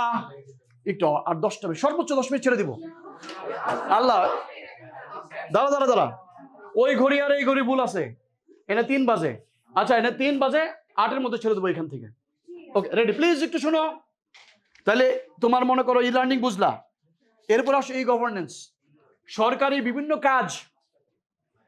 বিভিন্ন কাজ এবং শাসনে যখন টেকনোলজি ব্যবহার করে, এটা হচ্ছে ই গভর্নেন্স। যে আগামীকালের মধ্যে বিল পরিশোধ করুন, একটা ই গভর্নেন্স সরকার জানাই দিল। আগামীকাল সবাই তোমার মনে করো বাচ্চাদের শিশুকে টিকা দিন, একটা সরকারি কাজ জানাইলো, ই গভর্নেন্স। বা এক জায়গা থেকে আরেক জায়গায় মেইল পাঠাইলো, সরকারি কাজে ব্যবহার করছে, এটা হচ্ছে ই গভর্নেন্স। অর্থাৎ দেখো, শাসন ব্যবস্থায় এবং প্রক্রিয়া ইলেকট্রনিক বা ডিজিটাল পদ্ধতির প্রয়োগই হচ্ছে ই গভর্নেন্স। আগে তোমার মনে করো যে এই ই গভর্নেন্সের একটা পার্ট হচ্ছে ই সার্ভিস। মানে এই যে তুমি প্লেনের টিকিট কাটো, ট্রেনের টিকিট কাটো, বাসের টিকিট কাটো, বা মোবাইলের মাধ্যমে তুমি তোমার ভর্তি পরীক্ষার জন্য অ্যাপ্লাই করতে পারো, রেজাল্ট দেখতে পারো। আগামী কয় তারিখে, তোমাদের তো রেজাল্ট না, এই যে রেজাল্ট আসবে কয়দিন পরে, মানে পরশু দিন রেজাল্ট নাকি 10 তারিখে রেজাল্ট যেটা আসবে, এই রেজাল্টে এগুলো দেখতে পাচ্ছ, এগুলো সব হচ্ছে ই সার্ভিসের মাধ্যমে। ওকে, তারপর দেখো, এবার আসো বাবা, ই পুরজি, এইটা একটা জিনিস। আর ই পর্চা, বাবা প্লিজ লাস্ট দুটো কথা শোনো একটু। ই পুরজি, এই পুরজি জিনিসটা হচ্ছে এই যে বাংলাদেশে অনেক জায়গায় তো সুগার মিল আছে, অনেকে আখ উৎপাদন করে। আখ, বুঝতে পারছো তো? Sugar cane. এই সুগার ক্যান কবে মানে তুমি কাটতে পারবা, কবে কাটতে পারবা না, কখন থেকে কাটা শুরু করবা, এটা একটা সরকারি নির্দেশনা আছে, অনুমতিপত্র আছে, এটাকে ই পুরজি বলে। ওই দেখবা যে চাঁপাইনবাবগঞ্জে যারা আমের ব্যবসা করে, বলা থাকে যে এর আগে আপনি আম পারতে পারবেন না, আগে পারতে পারবেন, ওই থেকে আম পারবেন, এই সময়ের মধ্যে ইলিশ মাছ ধরতে পারবেন না, এটা ধরবেন। এই যে ব্যাপারটা, একটা নিয়ম আছে। ঠিক একইভাবে আখ উৎপাদনের যে নিয়মটা, এটা হচ্ছে ই পুরজি, মনে থাকবে। আর ই পর্চা মানে হচ্ছে জমি জমা সংক্রান্ত সবকিছু টেকনোলজিতে নিয়ে আসছে, এটা ই পর্চা। আগে দেখা যেত একই জমি 10 জনের কাছে বিক্রি করা হইতো, কারণ মালিক থাকতো না। মনে করো আজকে আমি এই জমিটা কিনছি, এখন থাকি আমি মনে করো ময়মনসিংহ, আমার তো এখানে কেউ নাই, ও মা আরেকজন এসে নকল মানে ই বানায়া যেটা আমার জমি বিক্রি করে দিচ্ছে, আবার আমার জমি বিক্রি করে দিচ্ছে, এরকম 10 জনের কাছে বিক্রি করে দিত। এখন চাইলে অনলাইনে দেখা যায় এই জমির আসল মালিককে, বাস। তাহলে এটা অনলাইনে চলে আসছে, এটার ই পর্চা। জমি যাওয়ার অনেক ব্যাপার আছে, মিউটেশন আছে, ই আছে, এগুলো। আর রেলওয়ে টিকিটিং বললাম, ই কমার্স তো বুঝলাম। আচ্ছা দেখো, ই কমার্স আবার 2 ধরনের। একটা হচ্ছে তুমি আগেই টাকা নিয়ে দিতে পারো, পরে প্রোডাক্ট দিবা। আর একটা হচ্ছে সিওডি, কড মানে কি? কড মানে কি? জিনিস পাওয়ার পরে টাকা দিবা, এটা হলো কড। বুঝতে পারছো কথাটা? কল অফ ডিউটি না, ক্যাশ অন ডেলিভারি। আচ্ছা ফাইন গেল। কর্মক্ষেত্রে আইসিটিতে বললামই, সামাজিক যুগের আইসি বললাম। ফেসবুক 1904 সাল, মনে রাখবো 2004 সাল 4 ফেব্রুয়ারি। আর এক্স, যেটাকে টুইটার বলা হয়, এইটা অনেক সময় পোস্ট হয়েছে, নতুন বইয়ে নাই কিন্তু আয় পড়তে পারে। এই 140 ক্যারেক্টার, এই দেখাও একটা ফেসবুকে আছে তোমাদের। বাবা একটু শোনো, একটু বুঝো প্লিজ, লাস্ট ছেড়ে দিচ্ছি, তোমাদের বই শেষের দিকে চলে আসছি। 140 ক্যারেক্টার এর মানে কি? বলো আমার সাথে, বলো। একটা কম্পিউটারের কিবোর্ডে যা যা থাকে সবই ক্যারেক্টার, এ থেকে জেড, 0 থেকে 9, দাড়ি comma full stop, alpha beta gamma, hash, space, all this are character. এগুলোকে ক্যারেক্টার বলা হয়, মনে থাকবে। ফেসবুকে যেরকম আমি 20 লাইন, 50 লাইন, 100 পাতার একটা স্ট্যাটাস দিতে পারি, কোনো লিমিটেশন নাই। কিন্তু তুমি যদি টুইটারে টুইট করো, টুইটারের স্ট্যাটাসকে টুইট বলে, তাহলে এটার সর্বোচ্চ দৈর্ঘ্য হবে তোমার 140। ওই যে দেখবা যে আগের বাটন ফোনে তুমি চাইলেও ওয়া বড় নাম সেভ করতে পারত না, বর্তমানে স্মার্টফোনে সেভ করা যায়। আগের মোবাইলে তুমি সেভ করতে গেলে বলো লিমিট শেষ, বুঝো না? যেন কারো নাম মনে করে আব্দুল বারী, বদরুদ্দিন মোহাম্মদ, কুদরত আলী, সেভ করতে পারবা? আব্দুল বারী, বদরুদ্দিন মোহাম্মদ, কুদরত আলী সেভ করতে পারবা না? তাহলে ওটা ওই ক্যারেক্টার নিবে না। এই তাকায় দিকে দেখো, এই মনে করো মাসুদ হাসান, মাসুদ স্পেস হাসান মনে করো, এটা কয়টা ক্যারেক্টার? 10টা ক্যারেক্টার। সাকসেসফুলি রং। স্পেসও তো একটা ক্যারেক্টার, 11টা স্পেসও একটা ক্যারেক্টার। এগুলোকে ক্যারেক্টার বলা হয়, বুঝতে পারছো বাবা? ওকে, তাহলে টুইটার বাবা সর্বোচ্চ হচ্ছে 140। আর ইনস্টাগ্রাম তো জানো, ইনস্টাগ্রাম চালু হয় 2010-এ। কত সালে? 2010-এ। বিনোদন আইসিটি বুঝে। এবার লাস্ট দুইটা সংক্ষিপ্ত শব্দ লিখে নাও। এই ITU মানে কি? এটা হইব, সমস্যা নাই। গুড় ভালো করে গুড়, যে যেটা চায় ওটাই পায়। ওকে, ITU মানে কি বলো? International telecommunication union. ITU international telecommunication union. IDI মানে কি? IDI মানে কি? Very good, ICT development index, সূচক। বাংলাদেশ আইসিটিতে কেমন আছে, এটা হলো ICT development index. Okay fine, এটা বুঝলাম। আর এই যে 2018 সালের এত তারিখটি গুরুত্বপূর্ণ। 2018 সালের 12ই মে আমরা প্রথম বঙ্গবন্ধু, এখন বাংলাদেশ স্যাটেলাইট, কিন্তু বঙ্গবন্ধু স্যাটেলাইট নাই, বাংলাদেশ স্যাটেলাইট 1 উৎক্ষেপণ করি। মনে থাকবে, বাংলাদেশ স্যাটেলাইট উৎক্ষেপণকারী কততম দেশ? 57তম দেশ। Thank you so much. আর কি কোনো এমসিকিউ আটকাবো আমরা, বলো তো? পারবো না? প্র্যাকটিস করে পারবো ইনশাআল্লাহ। দাঁড়া।